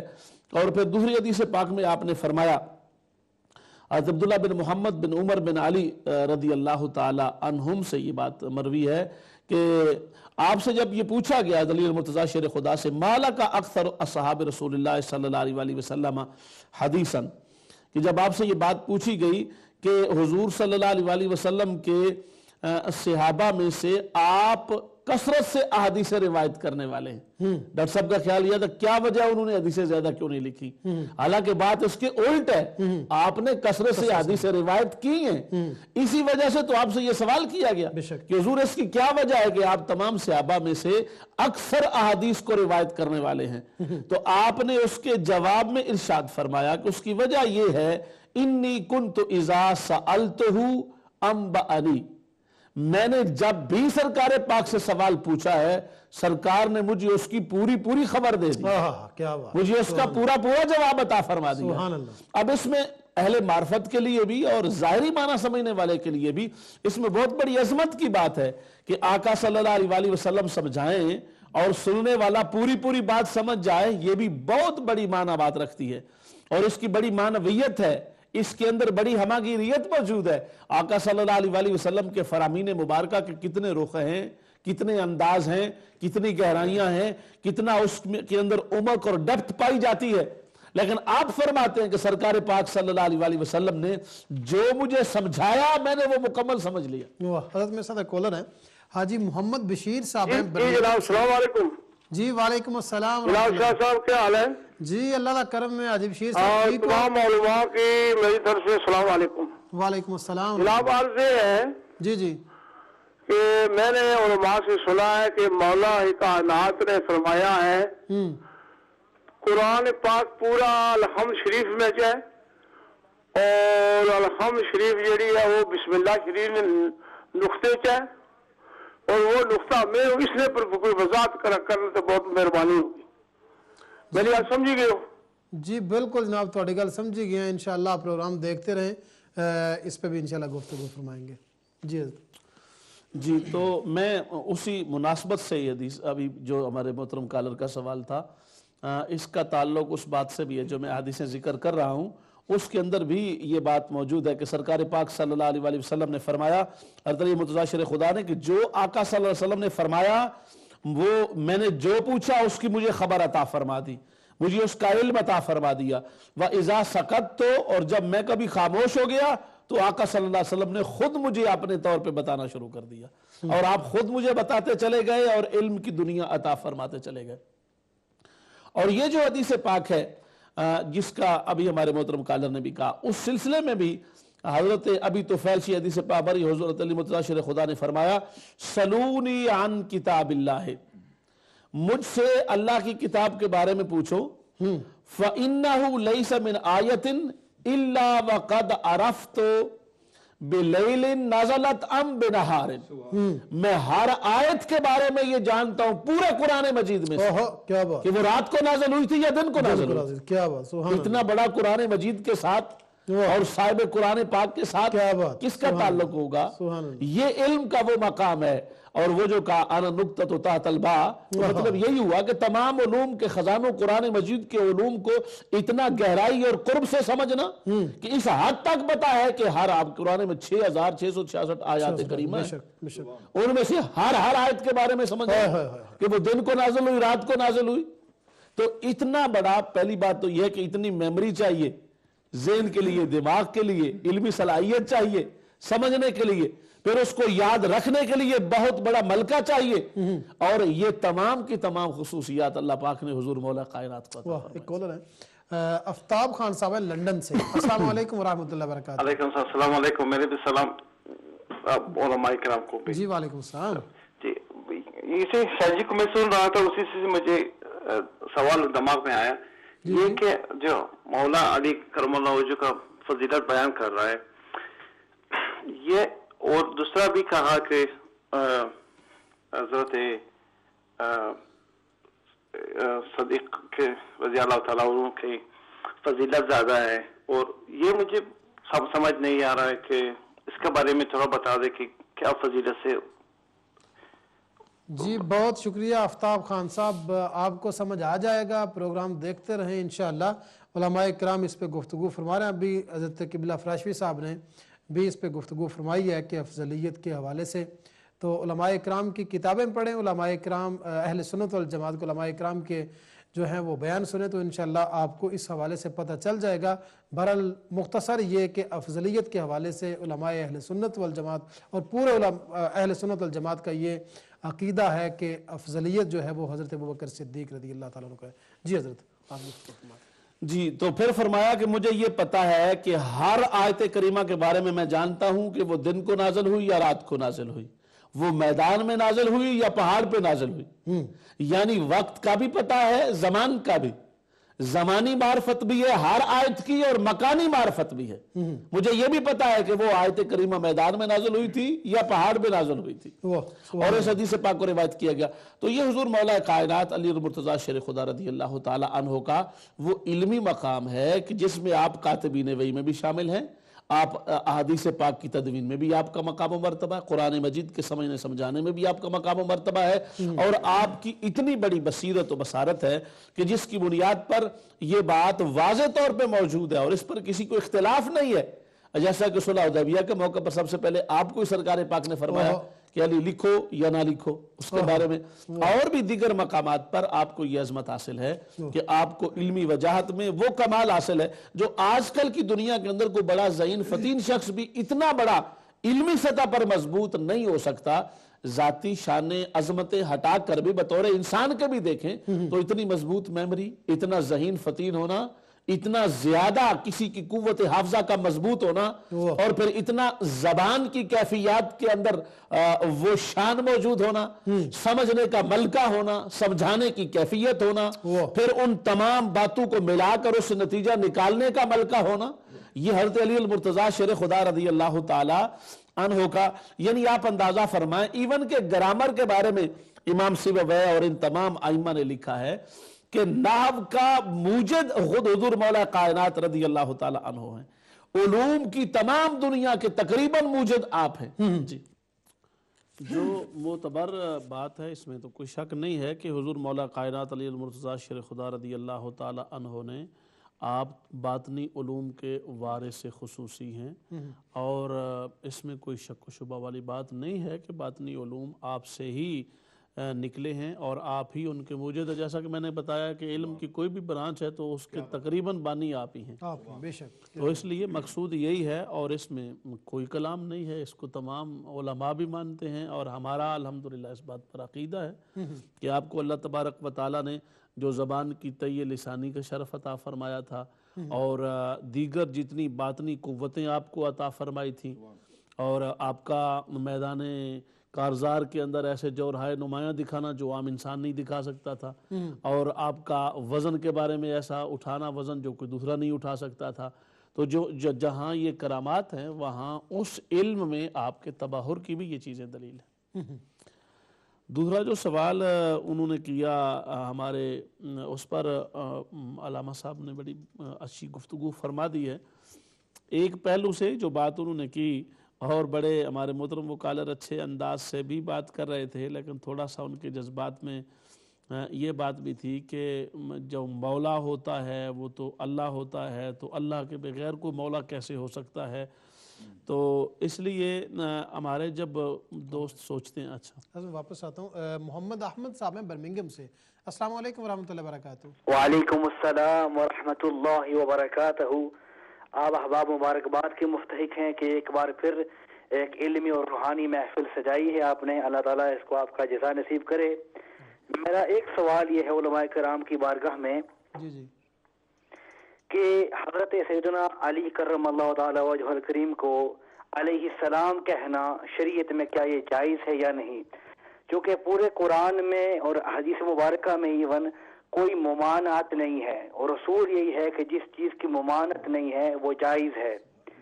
ایون کہ حدیث مبارکہ میں جو ضعیف ترین حدیث میں اس میں بھی کوئی ممانعت نہیں ہے, تو اگر ممانعت ہے تو وہ دکھا دیں, اگر نہیں ہے تو پھر جزاک اللہ خیر. بہت شکریہ محمد احمد صاحب, پروگرام دیکھتے رہیں, انشاءاللہ اس پہ گفتگو علماء کرام فرمائیں گے. جی حضرت آپ گفتگو فرمائیں. جی تو میں یہ بات کر رہا تھا کہ انہوں نے جو یہ کہا کہ مولا کیوں کہہ رہے ہیں, اور مولا وہ ہوتا ہے جو کبھی فوت نہ ہو, جس پر کبھی وقت موت نہ آئے, یا جو انہوں نے اپنے طور پہ کرائیٹیرین مقرر کیا یا بیان کیا. تو میری ان کی خدمت میں یہ گزارش ہے کہ آپ نے یہ جو کرائیٹیرین مقرر کیا یہ کہاں سے مقرر کیا؟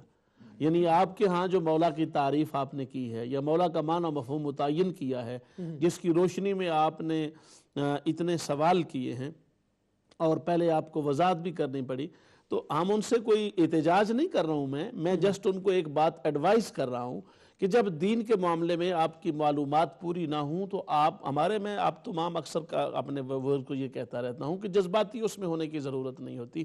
ہاں جب آپ کو بات میں مکمل یقین حاصل ہو اور اس میں آپ کی تحقیق پوری ہو, آپ کی بیک گراؤنڈ میں حوالہ جات موجود ہوں اور آپ کو پتا ہو کہ اس کے مقابلے میں کوئی حوالہ اور نہیں ہے, تو پھر بے شک آپ اتنے ہی اعتماد سے بات کریں اور اتنے ہی اعتماد سے بات کر کے اس کی نفی یا اس بات میں جواب تلاش کریں. لیکن جب آپ کو پتہ ہی نہیں ہے کہ وہ لفظ کہاں کہاں استعمال ہوا ہے, کس کس معنی میں استعمال ہوا ہے, کتنے معنی میں استعمال ہوا ہے, خود رب ذوالجلال نے اپنی پاک کتاب میں اس کو کس معنی میں کس انداز میں بیان کیا ہے, تو آپ پوری بیک گراؤنڈ سے بالکل ہی بے خبر ہو کر اس پر اتنے جزم کے ساتھ جب بات کریں گے تو اس سے ڈیفینیٹلی آپ کی بات انتہائی کمزور ترین بھی ہو جائے گی, اور پھر آپ اپنے لیے جستجو تلاش اور سمجھنے کی بات کی دیواریں خود کھڑی کر لیں گے.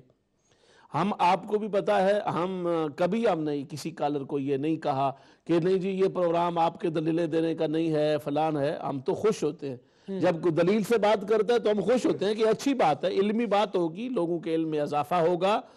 دلائل سے آپ ہمارے سامنے کوئی 10 منٹ بھی بندہ دلیلیں دے کر لے لے کہ جی یہ میرے دلائل ہیں, اس کا جواب دلائل سے دے, تو ہم نے کبھی اس کی کال نہیں کاٹی. بے شک سنتے ہیں. حالانکہ فارمیٹ کے طور پر اگرچہ اس میں ٹائم زیادہ لگ جاتا ہے, بٹ سٹل ہم دلائل پر بات کرتے. اس کی وجہ یہ ہے کہ امت چینل کے جو پروگرام ہیں وہ علماء سے لے کے عوام تک تمام لوگ دیکھتے ہیں, بے شک. تو اس لیے عوام کو بھی ضرورت ہوتی ہے حوالہ جات کی. ان کو ذہنی سیٹسفیکشن کے لیے حوالہ جات چاہیے ہوتے ہیں کہ ہم جو بات کر رہے ہیں اس کی بیک گراؤنڈ میں کوئی حوالہ ہے بھی یا نہیں. ہمارا ایک موقف ہے تو کیا اس کی ویریفیکیشن ہمیں ملے گی سورسز سے یا نہیں ملے گی, کیا مصادر و مراجع سے ہمارا کوئی رابطہ ہے بھی یا ایسی سنی سنائی باتیں. حالانکہ حقیقت بات یہ ہے کہ الحمدللہ جس سرکار کے فرمان پاک کی روشنی میں سواد اعظم سے ہمارا تعلق ہے, ہماری ہر بات ہی ایویڈنٹڈ ہے, اور اس کے پیچھے بیک گراؤنڈ میں حوالہ جات کی بھرمار موجود ہے, دلائل پر ہی مبنی ہے. لیکن اس کے باوجود بھی ہم یہ چاہتے ہیں کہ لوگوں کو دلائل کا پتہ ہونا چاہیے. تو یہ سورہ تحریم کے اندر اللہ تبارک و تعالیٰ فرماتا ہے فَإِنَّ اللَّهَ هُوَ مَوْلَاهُ, بے شک اللہ تبارک و تعالیٰ وہ مولا ہے, وجبریل اور جبرائیل علیہ السلام مولا ہیں, وصالح المؤمنین والملائکۃ, مومنین صالح مومن ہیں اور ملائکہ مومن ہیں. تو گویا ملائکہ بھی مولا ہوئے, صالح مومنین بھی مولا ہوئے, جبرائیل بھی مولا ہوئے, اللہ بھی مولا ہوا, اور اس پر بحث کی ضرورت ہی نہیں ہے. سورہ تحریم قرآن مجید کی سورت نمبر 66 ہے اور اس کی آیت نمبر 4 ہے. تو قرآن مجید میں خود جب قرآن اللہ کو بھی مولا کہہ رہا ہے, فرشتوں کو بھی مولا کہہ رہا ہے, مومنین کو بھی مولا کہہ رہا ہے, جبرائیل امین کو بھی مولا کہہ رہا ہے, تو پھر آپ کس طریقے سے کہیں گے کہ اللہ کے علاوہ کسی اور کو مولا نہیں کہا جا سکتا. بے شک. تو لہٰذا ایک تو یہ بات. دوسرا جو معنی تعین کیا انہوں نے معنی کا کہ لفظ مولا کا تو یہی معنی ہے, اور لفظ مولا کہہ دیا کسی نے تو اس نے غلط کر دیا. نہایا کے اندر مولا کے جو معنی بیان ہوئے ہیں ان میں یقیناً مولا کا ایک معنی رب بھی ہے, پرورش کرنے والا, مالک و سردار بھی ہے, انعام کرنے والا بھی ہے, آزاد کرنے والا بھی مولا کا معنی ہے, مددگار بھی مولا کا معنی ہے, محبت کرنے والا بھی مولا کا معنی ہے, تابع, پڑوسی, چچا زاد بیٹا, چچے کا بیٹا یعنی چچا زاد بھائی, حلیف جو دوستی کا معاہدہ کرے اس کے لیے بھی مولا ہے, عقیدے کو بھی مولا کہتے ہیں, داماد اور سسر کو بھی دونوں کو مولا کہتے ہیں, غلام کو بھی مولا کہتے ہیں, آزاد شدہ غلام کو بھی مولا کہتے ہیں, جس پر انعام ہو اسے بھی مولا کہتے ہیں, جو کسی چیز کا مختار ہو اسے بھی مولا کہتے ہیں, جس کے ہاتھ پر کوئی اسلام قبول کرے وہ اس کا مولا ہے, یعنی اس کا وارث. تو اس اعتبار سے یہ مولا کے تمام معنی ہیں. جب آپ مولا کسی کے لیے بولیں گے تو وہ اس جس پر بولا جا رہا ہے اس کے اعتبار سے معنی کا تعین ہوگا. بے شک. جب اللہ کے لیے مولا بولیں گے تو اس سے معنی واقعی وہی ہوگا, وہ مولا جو خالق و مالک مولا ہے, رازق مولا ہے, تمام طاقتوں کا مالک مولا ہے, متصرف حقیقی مولا ہے. یقیناً آپ اسی انداز سے کہیں گے. بے شک. تو جبرائیل علیہ السلام کو مولا کہیں گے تو وہ مددگار ہیں, مدد دیتے ہیں, مدد بہم پہنچاتے ہیں, وہی کے لانے میں ان کی مدد ہے, پہنچانے میں مدد ہے, اور دیگر جتنے اللہ تبارک و تعالیٰ نے ان کی ڈیوٹیز لگائی ہیں. مومن مولا ہے, بیمار ہو جائے عیادت کرتا ہے مومن کی, اس معنی میں مولا ہے. کوئی ڈاکٹر ہے تو وہ مریض کا علاج کرتا ہے تو مدد کرتا ہے تو مولا ہے. اسی طریقہ سے ہر بندے کے لیے یا ہر ایلیمنٹ کے لیے مولا کا لفظ جو استعمال ہوتا ہے اس کے مطابق اس کا معنی ہوگا. بے شک. دوسرا جو لوگ وہ جو دوسرا طبقہ ایک طرف یہ انتہا تھی جو سوال آیا, دوسری طرف انتہا یہ ہے کہ وہ کہتے ہیں کہ جی مولا کا معنی ہے ہی معنی خلیفہ. اچھا مولا کا معنی اگر خلیفہ ہے تو کیا یہاں اس آیت کریمہ کے اندر جبرائیل علیہ السلام خلیفہ ہیں؟ साले मोमिनीन खलीफा हैं, फरिश्ते सारे खलीफा हैं। तो फिर आप यहां पर कुरान मजीद में, चलो आप अपनी तफासिर की रोशनी में यहां मौला का माना खलीफा करके दिखाएं। तो मकसद ये हुआ, एक बात बिल्कुल ही मुताज़र है जिसका मुमकिन भी नहीं है, तो आप उस बात को जवाज बनाकर ऐसी बात क्यों करते हैं कि जिसकी बुनियाद पर किसी तरह की कोई बात हो नहीं सकती। तो इसलिए बात करते हुए इसको जरूर मद्देनजर रखना चाहिए और इसको इस अंदाज से देखना चाहिए कि उस बात की अहमियत क्या है, उस बात की बैकग्राउंड क्या है, उसको किन हवाला जात की रोशनी में बयान किया गया है, दिखाया गया है और समझाया गया है। तो ये जो लफ्ज इस्तेमाल होता है कुरान और सुन्नत की रोशनी में, जिस अंदाज से उसी अंदाज में समझना जरूरी है। अपने तौर पर उसको समझने के लिए ये मुमकिन नहीं है कि बंदा अपने तौर पे एक माना मुतय्यन कर ले और फिर उसी पर बात करता चला। जहाँ तक दलील की बात है तो इस पर हमारे तमाम आइम्मा का इत्तिफाक है और सब ने इस बात को दर्जा इस्तिहबाब में लिया है कि गैर अंबिया के साथ अलैहिस्सलाम न कहा जाए। अल्लामा इब्न हजर अस्कलानी ने, साहिब उम्दतुल कारी ने इस पर बड़ी तफसील से गुफ्तगू की है।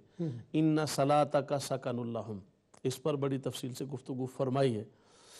अलबत्ता अगर किसी उस दर्जे की किसी इमाम ने इस पर बात की हो जवाज़ पर, तो कम से कम मैं इस बात में क्लियर हूँ कि किसी ने बात नहीं की है, बल्कि आइम्मा ने अलैहिस्सलाम कहने को जायज़ करार नहीं दिया और ये कहा है कि ऐसा ना किया जाए या ना कहा जाए। उसकी वजह ये है, दो वजूहात हैं।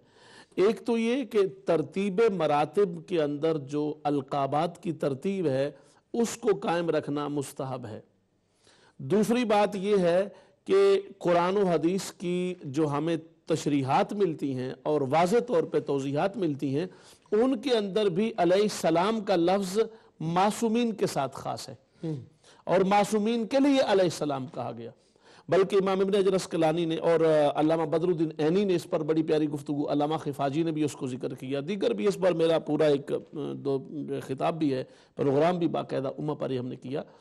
तो उसमें उन्होंने पूरे हवालाजात के साथ ये जिक्र किया और वो हुज़ूर सल्लल्लाहु अलैहि वसल्लम ने जो आले इब्न अबी औफा के हवाले से सल्ले कहा लफ्ज़ बोला, उस पर भी उन्होंने बाकायदा उसके अंदर तशरीह और वज़ाहत की है बुखारी शरीफ की शरह में कि यहाँ पर सलाम का लफ्ज़ नहीं बोला जाएगा, सलाम के नहीं कहे जाएंगे कलमात, क्योंकि ये नबूवत के साथ ख़ास है, मासूमियत के साथ ख़ास है। यही वजह है कि अंबिया गिरामी कदर और मलाइका को बतौर ख़ास अलैहिस्सलाम कहते हैं। अच्छा, अब अगर उनकी एक मिसाल जो उन्होंने ये दी सादा से अंदाज में, अगर वो ये कहें कि कहीं लिखा हुआ नहीं है तो उनको कहीं ये पर भी लिखा हुआ नजर नहीं आएगा कि लिखा हुआ इसको दिखाया जाए, यानी कहीं किसी मकाम पर भी वो लिखा हुआ भी नहीं दिखा सकते। वो कह रहे हैं ना कि नई कहां पर वारिद हुई है, तो मैं ये कह रहा हूं कि नई इन आइम्मा ने इस हदीस पाक की रोशनी में ना कहने को कहा है और फरमाया है कि ऐसा ना किया जाए और सलाम के अल्फाज इन हस्तियों के साथ कहना मुस्तहब है और ऐसा करना वो मकरूह ठहरा। खिलाफ औला मुस्तहब के खिलाफ किया तो खिलाफ औला मकरूह ठहरा, नापसंदीदा ठहरा। तो आपने एक अच्छे काम करते हुए नापसंदीदा काम क्यों करना है? आप काम वही करें जो आपको करना चाहिए। और इस पर जो आइम्मा ने दलाइल दिए उनमें से ये था कि पूरे कुरान मजीद के अंदर किसी मकाम पर भी अलैहिस्सलाम गैर नबी के नहीं कहा गया। जहां पर कहा गया है वहां ताजीम और तकरीम के लिए नहीं कहा गया, दूसरे और अंदाज में कहा गया है, कहने क्या तरगीब नहीं दी गई है। देखे ना, पूरे कुरान मजीद में किसी एक मकाम पर भी इंडिपेंडेंटली, एक होता है इत्तिबान कहना, इत्तिबान तो जायज होता है, आप सलात भी कह सकते हैं इत्तिबान, हालांकि सलातो सलाम इकट्ठे नबी पाक सल्लल्लाहु अलैहि वसल्लम की खुसूसियत है। यानी पूरी कायनात खल्क के अंदर जिस हस्ती के लिए सलातो सलाम दोनों हैं वो आका सल्लल्लाहु अलैहि वसल्लम की जात बाबरकत है। अंबिया गिरामी कदर मासूमीन के लिए अलैहिस्सलाम है। तो अहले रिफ्ज से, रवाफिज से बचने के लिए और उनके साथ इस बात को भी दूरी का ये हमारा फर्क है। वो जानबूझ के अलैहिस्सलाम कहते हैं क्योंकि वो मासूम मानते हैं, हम गैर नबी को मासूम नहीं मानते हैं। तो जो गैर नबी को मासूम नहीं मानता है वो अलैहिस्सलाम कह के अपने मासूम होने का इजहार और ऐलान क्यों करता है? یا اگر کرنا ہے تو پھر اگر ان کا موقف ٹھیک ہے تو پھر اپنے آپ کو ڈکلیئر کر دے کہ وہ وہی ہے. یہ بات کرے تو غصہ آتا ہے, کہتے ہیں جی آپ ہمیں وہ سمجھتے ہیں, آپ ہمیں وہ کہتے ہیں. ہم نہیں کہتے ہیں. آپ امام ابن حجر کو مانتے ہیں, آپ شوارع بخاری کو مانتے ہیں, آپ اپنے ائمہ حق کو مانتے ہیں, تو انہی کو مانتے پھر ان کے طریقے پر چلے. دوسری رہ گئی بات یہ کہ اللہ تبارک و تعالیٰ کے لیے, یہ بھی ائمہ نے دلائل دی, اللہ تبارک و تعالیٰ کے لیے ہم لفظ استعمال کرتے ہیں اللہ تبارک و تعالیٰ, اللہ سبحانہ و تعالیٰ, اللہ جل جلالہ, یہ لفظ استعمال کرتے ہیں ہم. تو ہم یہ کیوں نہیں کہتے محمد جل جلالہ؟ لفظی طور پہ سرکار کی جلالت ہے, بے شک آپ جلیل بھی ہیں, آپ جلالت والے بھی ہیں. اس انداز میں خود امام اہل سنت نے فرمایا اللہ اللہ شاہ کونین جلالت تیری. جلالت تیری, بے شک. تو جلالت کا لفظ بولا جا سکتا ہے, مگر کبھی کسی نے آج تک کہا محمد جل جلالہ صلی اللہ علیہ وآلہ وسلم؟ نہیں کہا, کیونکہ جن کلمات کا استعمال معتبر قرآن مجید کے اندر, احادیث مبارکہ کے اندر تصریحات کے ساتھ آ گیا, وہ کلمات اللہ پاک کی بارگاہ کے لیے ہی منسوب ہیں اور وہاں ہی بولے جائیں گے. اسی طرح آپ نے دیکھا اکثر لوگ حضرت نوح علیہ السلام کہتے ہیں, تو ہم ان کو بھی بتاتے ہیں اور یہ بتانا چاہیے کہ صلاۃ اور سلام دونوں نبی پاک صلی اللہ علیہ وآلہ وسلم کے لیے. تو ترتیب جو علماء نے بیان کی اللہ تبارک و تعالیٰ کے لیے اس کی شان کے مطابق جو کلمات فکس ہو گئے وہ فکس رہے, تاکہ حفظ مراتب کا بھی خیال رہے, ترتیب کا بھی خیال رہے, بیان کرنے والوں کو سننے والوں کو بھی کوئی مغالطہ لائق نہ ہو. آپ نام نہ بھی لیں, اگر ویسے کہتے جل جلالہ تو لوگ کیا سمجھیں گے کہ اللہ تبارک و تعالیٰ کے پاک نام کی بات ہو رہی ہے, اللہ تبارک و تعالیٰ کی ذات بابرکات کی بات ہو رہی.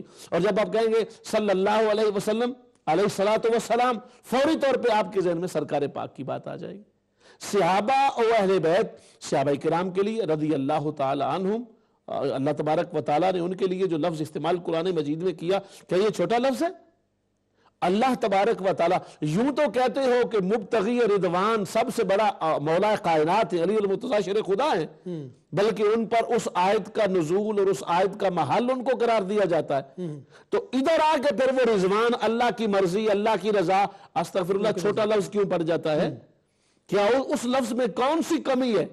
اللہ تبارک و تعالیٰ ان سے راضی ہو گیا, اللہ تبارک و تعالیٰ ان سے راضی ہو, یہ کچھ چھوٹا لفظ تو نہیں ہے.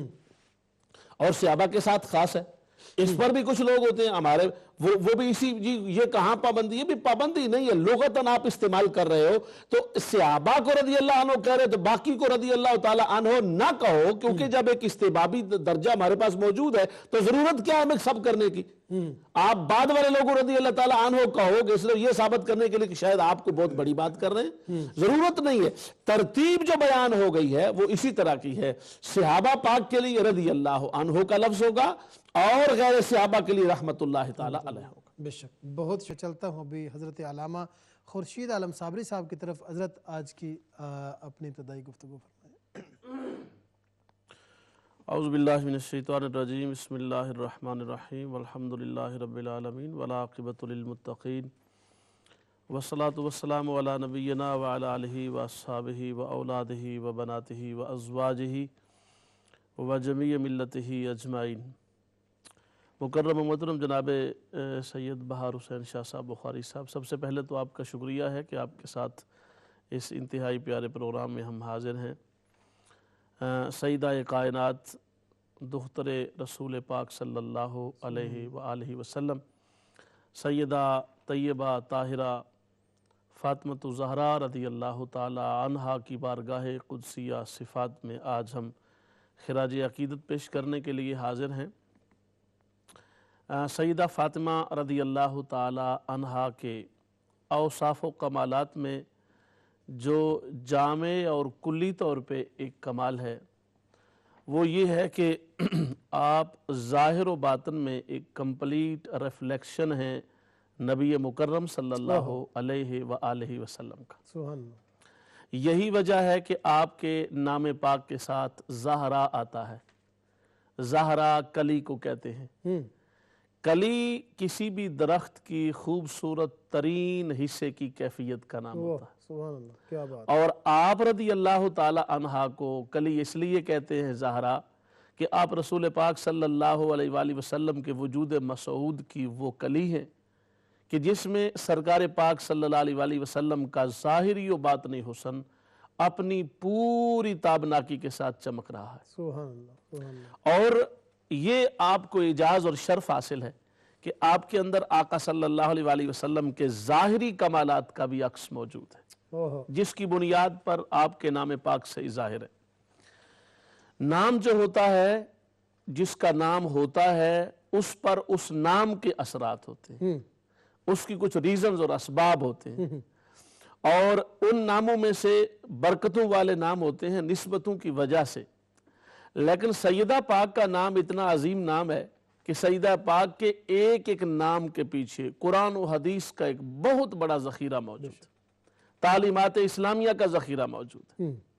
آپ کا جو اصل نام ہے فاطمہ، جو نبی پاک صلی اللہ علیہ وسلم نے رکھا، فرما میں نے اس کا نام فاطمہ اس لیے رکھا ہے لِأَنَّ اللَّهَ فاطمہ، اللہ تبارک و تعالیٰ نے بچا لیا ہے دوزخ کی آگ سے حضرت فاطمہ و محبیہا. حضرت فاطمہ سے بھی دوزخ کی آگ کو دور کیا ہے، اور ان کا صدقہ جو ان سے محبت کرتے ہیں، ان سے غلامی کی بات دعویٰ اور ان کے بارے میں خیال رکھتے ہیں، ان کے ساتھ تعلق غلامی استوار کرتے ہیں، ان کو بھی رب ذوالجلال نے آگ سے دور کر دیا ہے. سبحان اللہ. دوزخ سے دوریاں پیدا کر دی ہیں سیدہ کائنات کے لیے بھی اور آپ کے محبین کے لیے. سبحان اللہ. تو گویا آپ کے متوسلین و متعلقین کو یہ شرف حاصل ہوا کہ دوزخ کی آگ سے آزادی میسر آئی اس کو. صاف ظاہر ہے آپ کی بارگاہ سے محبت کا تقاضا یہی ہوگا کہ جو آپ کی سیرت مطالعہ ہے اس کا فیضان بھی ملا جائے اور اس فیضان کو حاصل کیا جائے. اور یقیناً جن لوگوں کو یہ فیضان حاصل ہوا ان کو سیدہ کائنات رضی اللہ تعالی عنہا نے اپنی عظمتوں کے ساتھ ساتھ انہیں بھی عظمتوں سے مالا مال کر دیا. حضرت عمر بن خطاب رضی اللہ تعالی عنہ خلیفہ دوم ہیں، آپ کو پتا ہے، بلکہ ساری دنیا جانتی ہے، اور خلفاء میں عظیم ہستی ہیں، عظیم ترین ہستی ہیں. آپ خود ارشاد فرماتے سیدنا عمر فاروق رضی اللہ تعالیٰ عنہ، آپ فرماتے ان النبی صلی اللہ علیہ وسلم قال لفاطمہ، آپ فرماتے ہیں دنیا جہان میں ہر شخص سرکار کی بارگاہ میں آتا اور وہ آ کے سرکار سے عرض کردہ فدا کا ابی و امی یا رسول اللہ، اے اللہ کے رسول آپ پر میرے ماں اور باپ قربان. لیکن سیدنا عمر فاروق رضی اللہ تعالیٰ عنہ فرماتے ہیں یہ کائنات کی واحد ہستی جلیلہ و عظیمہ و رفیہ ہیں جنابہ سیدہ کائنات رضی اللہ تعالیٰ عنہ، جن کو سرکار پاک فرما رہے ہیں، آقا سرور کائنات صلی اللہ علیہ وسلم جن کو فرمایا فدا کے ابی و امی، اے فاطمہ تم پر میرے ماں اور باپ قربان. سبحان اللہ. یہ شرف و اعزاز، یہ فضیلت خاصہ اور یہ فضیلت اختصاصی صرف اور صرف جناب سیدہ فاطمہ الزہرا رضی اللہ تعالی عنہا کو حاصل. سبحان اللہ. دیکھیں نا بڑے بڑے مراتب، جیسے ہم نے کہا محبت کے انداز میں محبوب ترین درجہ تمام کائنات صحابہ میں حضور مولا کائنات کو میسر آیا، اور پھر تمام کائنات صحابہ و اہل بیت کے اندر جس ہستی کو سرکار نے یہ فرمایا میرے ماں باپ آپ پر قربان، اس ہستی کی عظمت کا عالم کیا ہو سکتا ہے؟ وہ پوری کائنات کی والی وارث اور پوری کائنات کی مختار ہستی جس کو رب ذوالجلال نے بنایا ہے، وہ جس ہستی پاک کو فرما رہے ہیں کہ میرے ماں اور باپ آپ پر قربان. تو گویا اس حدیث پاک کی روشنی میں ہمیں اس بات کا بھی خیال ہے کہ حضور صلی اللہ علیہ وسلم نے جو آپ کے ساتھ محبتیں اور کرم فرمائیاں فرمائی، ان کو بیان کرنے میں صحابہ کرام نے کتنی محبت سے کام لیا ہے. خود سیدنا عمر فاروق رضی اللہ تعالی عنہ نے اس عظیم حدیث پاک کو بیان کیا. اور پھر آپ کو پتہ ہے وہ بڑا مشہور و معروف واقعہ ہے، علم کی دنیا میں علم کے آسمان کا سب سے بڑا چمکتا ہوا آفتاب و مہتاب حضور مولا کائنات کی ذات ہے. علم کے اندر آپ کی خصوصیت ہے اور یہ آپ کا خاصہ عظیمہ ہے کہ علم کا کمال آپ کو نصیب ہوا ہے. اب حضور مولا کائنات آپ کو یہ بھی ساری دنیا جانتی ہے، سرکار پاک کے بعد اگر کسی شخص نے یہ کہا کہ مجھ سے جو سوال بھی پوچھنا ہے پوچھو، وہ حضور مولا کائنات کی ذات ہے، علی المرتضی شیر خدا رضی اللہ تعالی عنہ کی. لیکن ایک مقام وہ بھی آیا کہ جب آقا صلی اللہ علیہ وسلم نے صحابہ کے اجتماع سے پوچھا کہ بتاؤ عورت کی سب سے بڑی فضیلت کیا ہوتی ہے، تو اس پر حضور مولا کائنات سمیت تمام کائنات صحابہ خاموش ہے. کسی نے جواب واپس ارشاد نہیں کیا, عرض نہیں کیا سرکار کی بارگاہ میں. سارے چلے گئے. شام کو جب دوبارہ پلٹ کے آئے حضور مولا کائنات علی المرتضیٰ شیر خدا رضی اللہ تعالیٰ عنہ عرض کیا, یا رسول اللہ اگر اجازت ہو تو وہ جو سوال آپ نے پوچھا تھا میں جواب عرض کر دوں؟ فرمایا ہاں ضرور کرو. کہا حضور عورت کی سب سے بڑی فضیلت یہ ہے کہ اس پر غیر محرم کی نظر نہ پڑے. یہ بات بھی بڑی معنی خیز بات تھی. ایک ہے نظر پڑنا اور ایک ہے کہ کسی کی نظر پڑھ ہی نہ سکنا. تو یہ دوسری کیٹیگری سے تعلق ہے اس جواب کا. نبی پاک صلی اللہ علیہ وسلم مسکرائے اور مسکرا کر فرما علی یہ جواب اگر تمہارا تھا اور تم ہی اس بات کا جواب دے رہے ہو تو جب میں نے پوچھا تھا تب کیوں نہیں دیا؟ کہا حضور اصل سچی بات تو یہ ہے کہ یہ جواب میرا نہیں ہے. فرما پھر بتاؤ کس کا جواب ہے؟ کہا کہ حضور یہ تو میں نے گھر گیا تھا اور سیدہ پاک سے میں نے پوچھا اور انہوں نے مجھے یہ جواب دیا. فرما ہاں یہ جواب وہی ہستی دے سکتی ہے جس کا میرے جسم کے ٹکڑا ہونے کا جس کو شرف حاصل ہو. کیا بات. اور اس پر آپ نے ایک قول کے مطابق اس مقام پر آپ نے فرمایا فاطمہ تو بدعۃ منی, فاطمہ میرے جگر کا ٹکڑا ہے, فاطمہ میرے جسم کا حصہ ہے.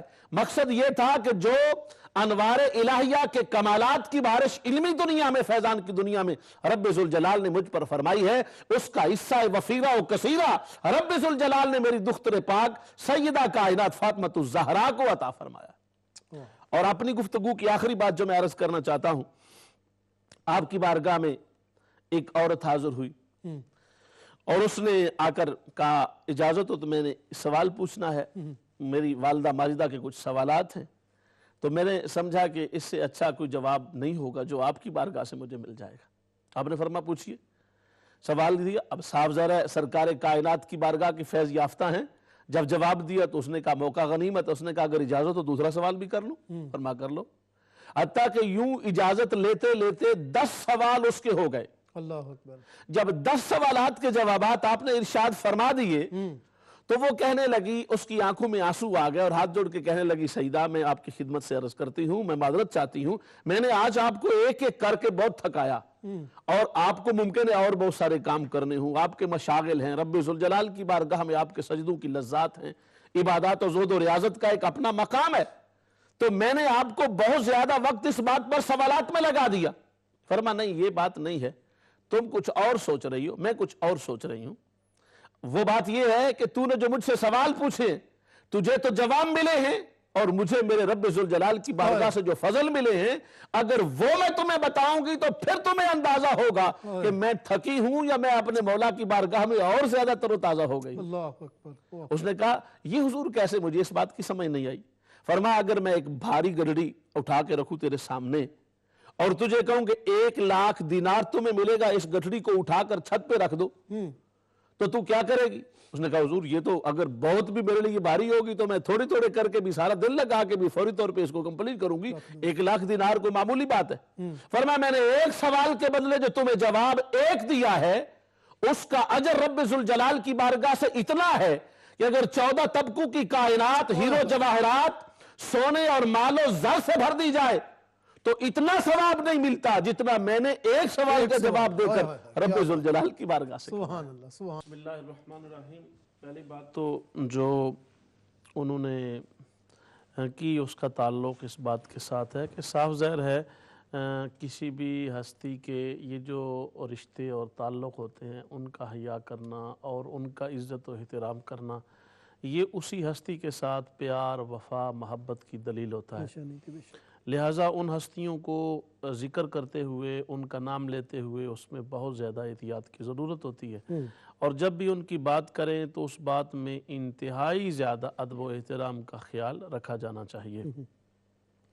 بطور خاص آپ کے جو انہوں نے جن ہستیوں کا ذکر کیا ہے ان کے بارے میں تو ویسے بھی بڑے اچھے دلائل موجود ہیں کتب میں, ان کی علمی وجاہت پر, ان کی شرافت پر, اور اس اعتبار سے تو لہٰذا ان تمام چیزوں کو مد نظر رکھتے ہوئے کوئی ایسی رکاوٹ بھی نہیں ہے کہ بندہ ان کے بارے میں انتہائی اچھے انداز سے ذکر کرے. دوسری جو بات آپ نے کی تو حضرت فاطمہ الزہرا رضی اللہ تعالی عنہا کا جو شادی کا سلسلہ تھا, اہتمام تھا, اس کے بارے میں جو مختلف روایات ہیں اور جو معتبر ترین روایت ہے وہ بھی یقیناً ہے اور اس کا بھی مختلف طرق سے بیان کیا گیا۔ اصل بات یہ تھی کہ خود سیدنا صدیق اکبر رضی اللہ تعالی عنہ نے، جناب عمر فاروق رضی اللہ تعالی عنہ نے سرکار کی بارگاہ میں یہ عرض پیش کی، لیکن اور بھی دیگر صحابہ تھے جن میں حضرت سعد کا نام بھی آتا ہے، جو اپنے طور پہ بڑے ہی مالدار ترین اور بڑا ان کا مقام و مرتبہ ہے اس اعتبار سے، اور بڑی ان کی شخصیت ہے، جو کسی بھی طور پر کسی شہر کے لیول پر ایک اچھی شخصیت ہوتی ہے ان میں ان کا نام ہے۔ تو ان تمام نے مشورہ کے بعد ساتھ خود ہی حضرت علی رضی اللہ تعالی عنہ سے اس باغ میں جا کر ملے جس میں کہ آپ جاب کر رہے تھے۔ تو انہوں نے جا کر کہا کہ ہم آپ سے ملنے آئے ہیں۔ تو آپ نے فرمایا کہ یہ تو بڑی اچھی بات ہے، لیکن اتنی کون سی بات تھی کہ تم اکٹھے ہو کے مجھے ملنے آئے ہو اور میرے ساتھ بات کرنے آئے ہو؟ انہوں نے کہا ہم آپ سے بات یہ کرنے کے لیے آئے ہیں کہ سرکار پاک کی دختر پاک کے لیے آپ نے آج تک رشتے کی طلبی نہیں کی ہے، اس کی وجہ کیا ہے؟ تو آپ نے فرمایا کہ یہ سوال آپ کیوں کر رہے ہیں؟ تو انہوں نے کہا ہم اس لیے یہ سوال کر رہے ہیں کہ جتنی بھی دنیا میں یا ظاہری طور پر بڑی شخصیات ہو سکتی تھیں ان سب کی یہ خواہش تھی اور سب نے عرض بھی پیش کی ہے، لیکن سرکار کی خاموشی اس بات پر دال ہے کہ آپ نے اس پر اظہار آمادگی نہیں فرمایا۔ تو لہٰذا ہم یہ سمجھتے ہیں کہ ممکن ہے کہ یہ سعادت آپ کے مقدر میں لکھی ہو اور آپ کے ساتھ اس سعادت کا تعلق ہو، تو آپ اس سعادت کو حاصل کیوں نہیں کرتے؟ تو آپ نے فرمایا سچی بات تو یہ ہے کہ آپ سمجھتے ہو میرے پاس اخراجات کا سلسلہ نہیں ہے، تو یہ جو میں کام کر رہا ہوں میں اسی نیت سے کر رہا ہوں کہ جب یہ کام مکمل ہو جائے گا تو اس صورت میں پھر میں اپنا سلسلہ آقا سرور کائنات کی بارگاہ میں عرض کروں گا۔ تو اس پر صحابہ کرام نے عرض کی کہ نہیں ایسی بات نہیں ہے، آپ یہ کام جاری رکھیں اور اس سعادت کے اندر تاخیر نہ کریں، ہم آپ کے ساتھ موجود ہیں، تو اس سلسلے میں آپ بالکل وری نہ کریں، ہم مل کے اس کام کو سر انجام دے لیں گے، یہ ایسا مسئلہ تو ہے نہیں۔ تو یہ کہنے پر یعنی خصوصی طور پہ شیخین اور حضرت سعد اور دیگر صحابہ کے بھی نام روایتوں میں آئے، ان کی عرض پر حضرت علی المرتضیٰ شیر خدا رضی اللہ تعالی عنہ تشریف لے کے گئے اور حضور کی بارگاہ میں جا کے بیٹھ گئے۔ آقا صلی اللہ علیہ وسلم نے خود ہی پوچھا علی جو بات کرنا چاہتے ہو کرو، خاموش ہو کے بیٹھ گئے ہو، کچھ بول نہیں رہے ہو۔ تو عرض کی حضور جہاں بولنے سے پہلے ہی پتا ہو وہاں بولنے کی کیا ضرورت ہے؟ آپ نے فرمایا کہ ہاں تم بولو یا نہ بولو، جبرائیل امین میرے پاس آئے تھے اور جبرائیل علیہ السلام نے مجھے یہ کہا ہے کہ رب ذوالجلال نے حکم دیا ہے کہ میں فاطمہ کی شادی تم سے کر دوں۔ سبحان اللہ، سبحان اللہ۔ تو جب یہ بات ارشاد فرمائی تو حضور مولا کائنات رضی اللہ تعالیٰ عنہ تو پہلے ہی یقیناً اس التجا میں تھے۔ فرمایا آپ کے پاس کچھ ہے؟ کہا حضور میرے پاس ایک زرہ ہے، لوہے کا بنا ہوا لباس جو جنگوں میں استعمال کرتا ہوں۔ تو آپ نے فرمایا کہ اچھا جاؤ وہ زرہ فروخت کر کے پیسے لے آؤ تاکہ حضرت فاطمہ زہرا رضی اللہ تعالی عنہا کے تمام معاملات شادی کا انتظام کیا جائے۔ تو وہ زرہ لے کے گئے اور راستے میں جا رہے تھے تو اتفاق سے عثمان غنی رضی اللہ تعالی عنہ ملے۔ تو فرمایا علی کہاں جا رہے؟ کہا میں یہ زرہ کیوں بیچنے جا رہا ہوں؟ اس لیے بیچنے جا رہا ہوں۔ تو فرمایا پھر مجھے ہی دے دو، اتنی بابرکت زرہ ہے تو ہم نے رکھی ہے، تو یہ مل جائے گی تو یہ مجھے دے دو۔ تو آپ نے فرمایا ٹھیک ہے، لیکن آپ نے فرمایا کہ قیمت میں وہ دوں گا جو میری مرضی ہوگی۔ حضرت عثمان نے فرمایا رضی اللہ تعالیٰ عنہ جو میری مرضی ہوگی اور آپ انکار نہیں کریں گے۔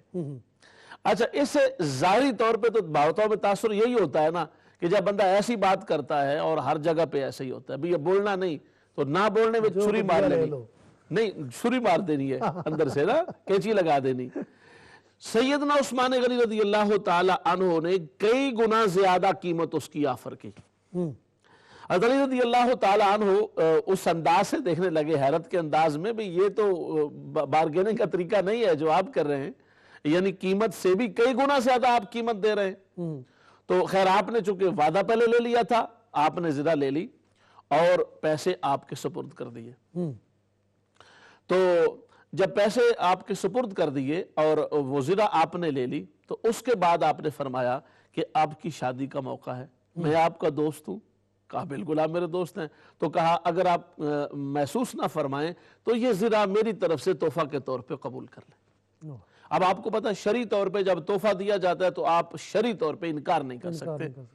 تو اس پر باقاعدہ ائمہ نے لکھا کہ حضرت عثمان غنی رضی اللہ تعالیٰ عنہ چاہتے تو وہ یہ بھی کہہ سکتے تھے کہ حضور رہنے دیں، ذرا بھی رہنے دیں اور یہ لیں، پیسے بھی لے جائیں، لیکن آپ نے اس لیے نہیں کیا کہ تاکہ حضور مولا کائنات کی طبیعت مبارکہ پر اس کا بوجھ نہ آئے، آپ اس کو محسوس نہ فرمائیں.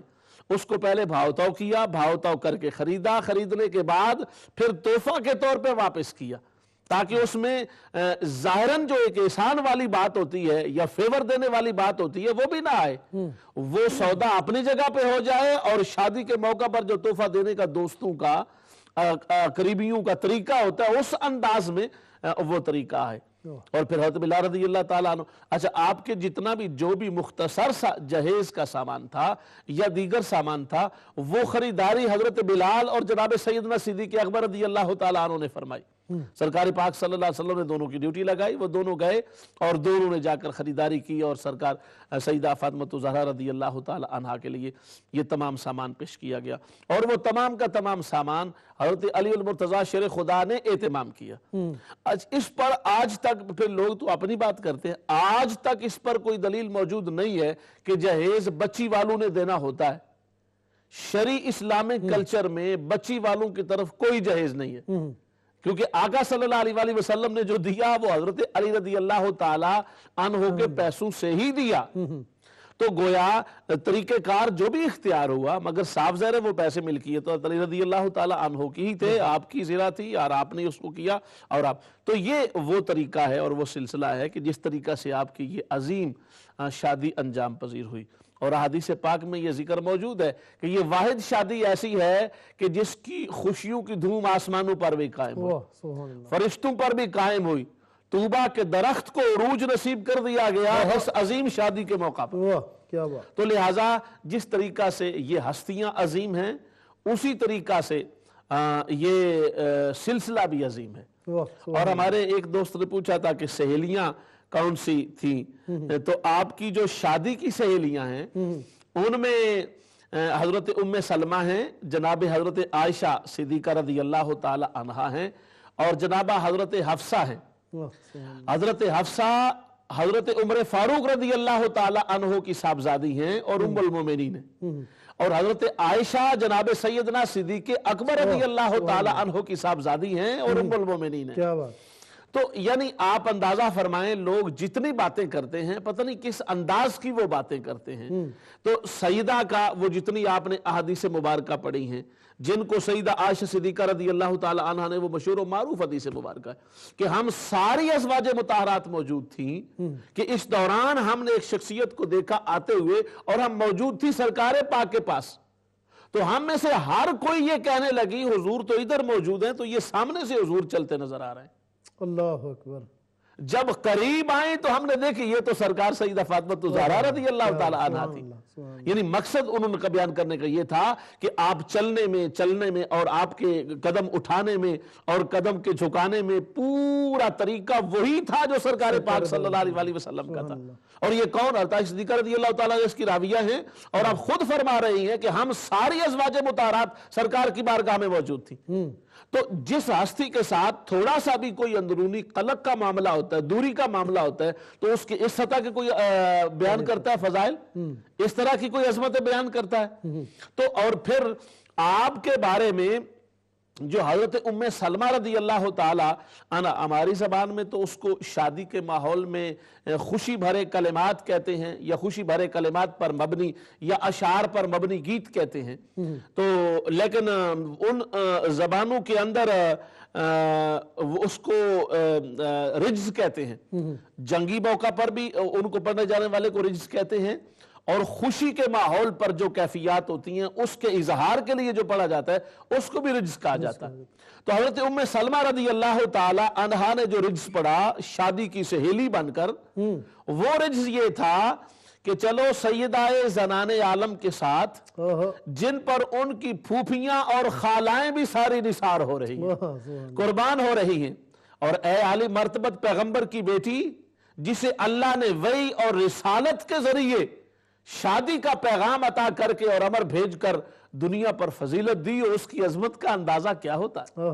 یعنی یہ حضرت ام سلمہ کا رجز ہے جو آپ نے جناب سیدہ کائنات کی بارگاہ میں عرض کیا ہے۔ حضرت عائشہ صدیقہ رضی اللہ تعالی عنہا بیان فرماتی ہیں کہ اللہ کی حمد اس کے فضل و کرم پر ہے اور شکر پر، اس کا جو عزت و قدرت والا معاملہ ہے۔ فاطمہ الزہراء رضی اللہ تعالی عنہ کو ساتھ لے کے چلو کہ اللہ نے ان کے ذکر کو بلند کیا ہے، اللہ نے، اور پھر فرمایا ان کے لیے ایک ایسے پاکیزہ اور پاک مرد کو مخصوص کیا ہے جو انہی کے خاندان میں سے۔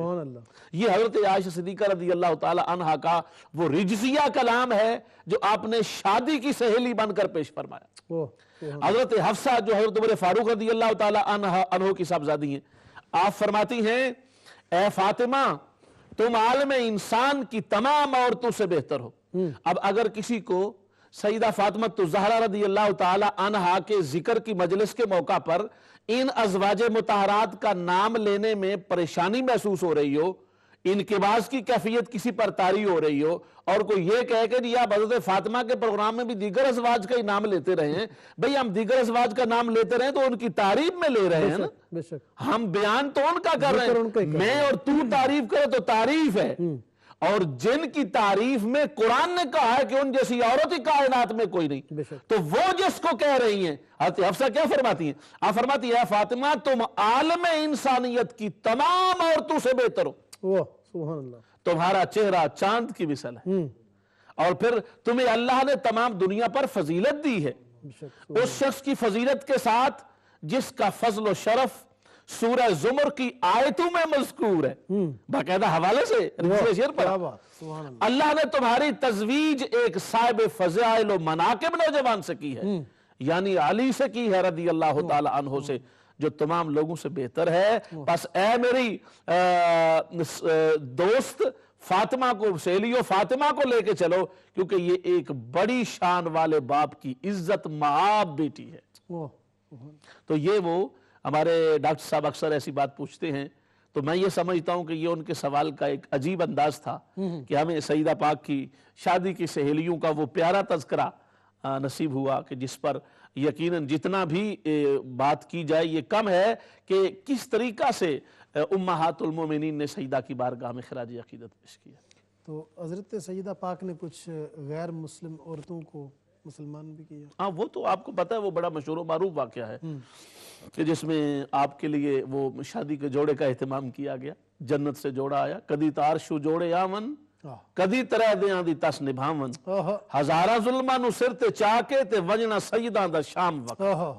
وہ جو سرکار پاک کی بارگاہ سے آپ کو خیرات ملی، یہودی عورتوں نے آپ کو دعوت دی تھی، اور ان کا خیال، یہودیوں کا یہ بہت بڑا تانا تھا کہ حضرت علی رضی اللہ تعالی عنہ ظاہری مالی کیفیت میں وہ مقام و مرتبہ، صاحب ذرا دنیا دار لوگ تو صرف دنیا پر ہی دیکھتے ہیں، تو خیر اس پر بھی بڑا کلام ہے۔ پھر حضور مولا کائنات کی بارگاہ سے آپ کو وہ خزانے ملے، آپ کو پتہ ہے بے موسمہ انار آپ کی بارگاہ سے ملا۔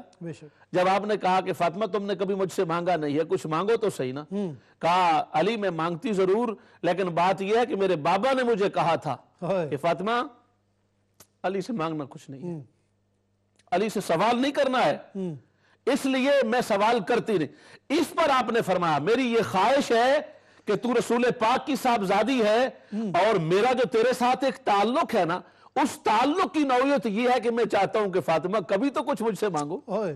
اس پر پھر آپ نے جو وہ چیز مانگی جو موجود بھی نہیں تھی موسمی طور پر، اور اس پر علماء نے بڑی پیاری بات کی ہے کہ سیدہ مریم کے لیے بے موسمہ پھل آ سکتا ہے، تو سیدہ کائنات کے لیے حضرت حضور مولا کائنات بے موسمہ پھل کیوں نہیں پیدا کر سکتے؟ تو وہ پھل آپ کو پیش کیا گیا۔ تو یہ سرکار کا مقام ہے اور مرتبہ ہے اور آپ کی شان ہے۔ جو بات آپ نے کی وہ میں بھول گیا، آپ نے کیا فرمایا تھا سوال؟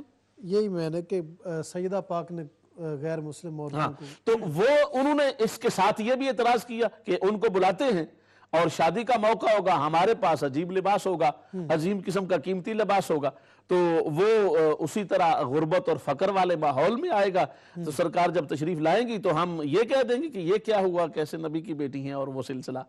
تو آپ کو وہی ہوا جب آپ نے دیکھا کہ وہ موقع آ گیا تو دروازے پر دستک ہوئی، تو کپڑے آ گئے تو فرما فاطمہ تم سوچ رہی تھی کہ میں نے آج شادی میں جانا ہے, میرے پاس کپڑے نہیں ہیں.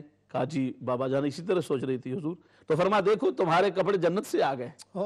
اب وہ جب لباس پہن کے, جنت کا لباس, آپ کو پتہ ہے دنیا جانتی ہے جنت کی چیز تو اس دنیا کی چیزوں کا تو کوئی موازنہ ہی نہیں ہے. عورت کی کمزوری یہ ہے کہ جب وہ لباس اور زیور کسی کا اچھا دیکھتی ہے تو عورت تو ڈھیر ہو جاتی ہے, اور وہ بھی پھر یہودی عورتیں.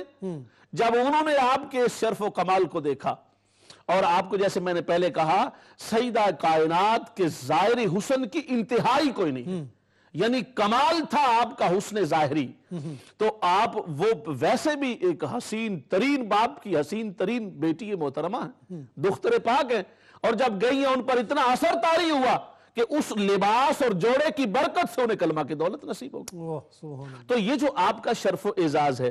حضرت سلمان فارسی فرماتے ہیں کہ میں ایک مرتبہ گھر میں حاضر ہوا, عرض کی, اور وہاں دیکھا, جب میں وہاں پہنچا تو میں نے دیکھا کہ حضرت فاطمہ الزہرا رضی اللہ تعالی عنہا تشریف فرما ہے زمین پر, اور چکی چل رہی ہے, اور شہزادوں کا جو جھولا ہے وہ خود بخود جھول رہا ہے.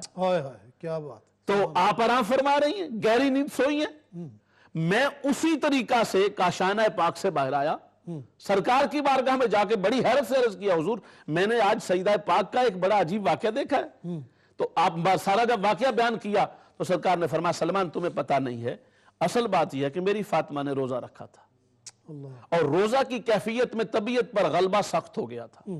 جب غلبہ سخت ہو گیا تو رب ذوالجلال نے اپنے کرم سے فاطمہ الزہرا پر نیند طاری کر دی ہے, اور فرشتوں کی ڈیوٹی لگا دی ہے کہ میری فاطمہ کو روزے میں آرام کرنے دو, چکی چلانے کا کام جا کے تم کرو, اور شہزادوں کو جھولا جھلانے کا کام جا کے تم کرو.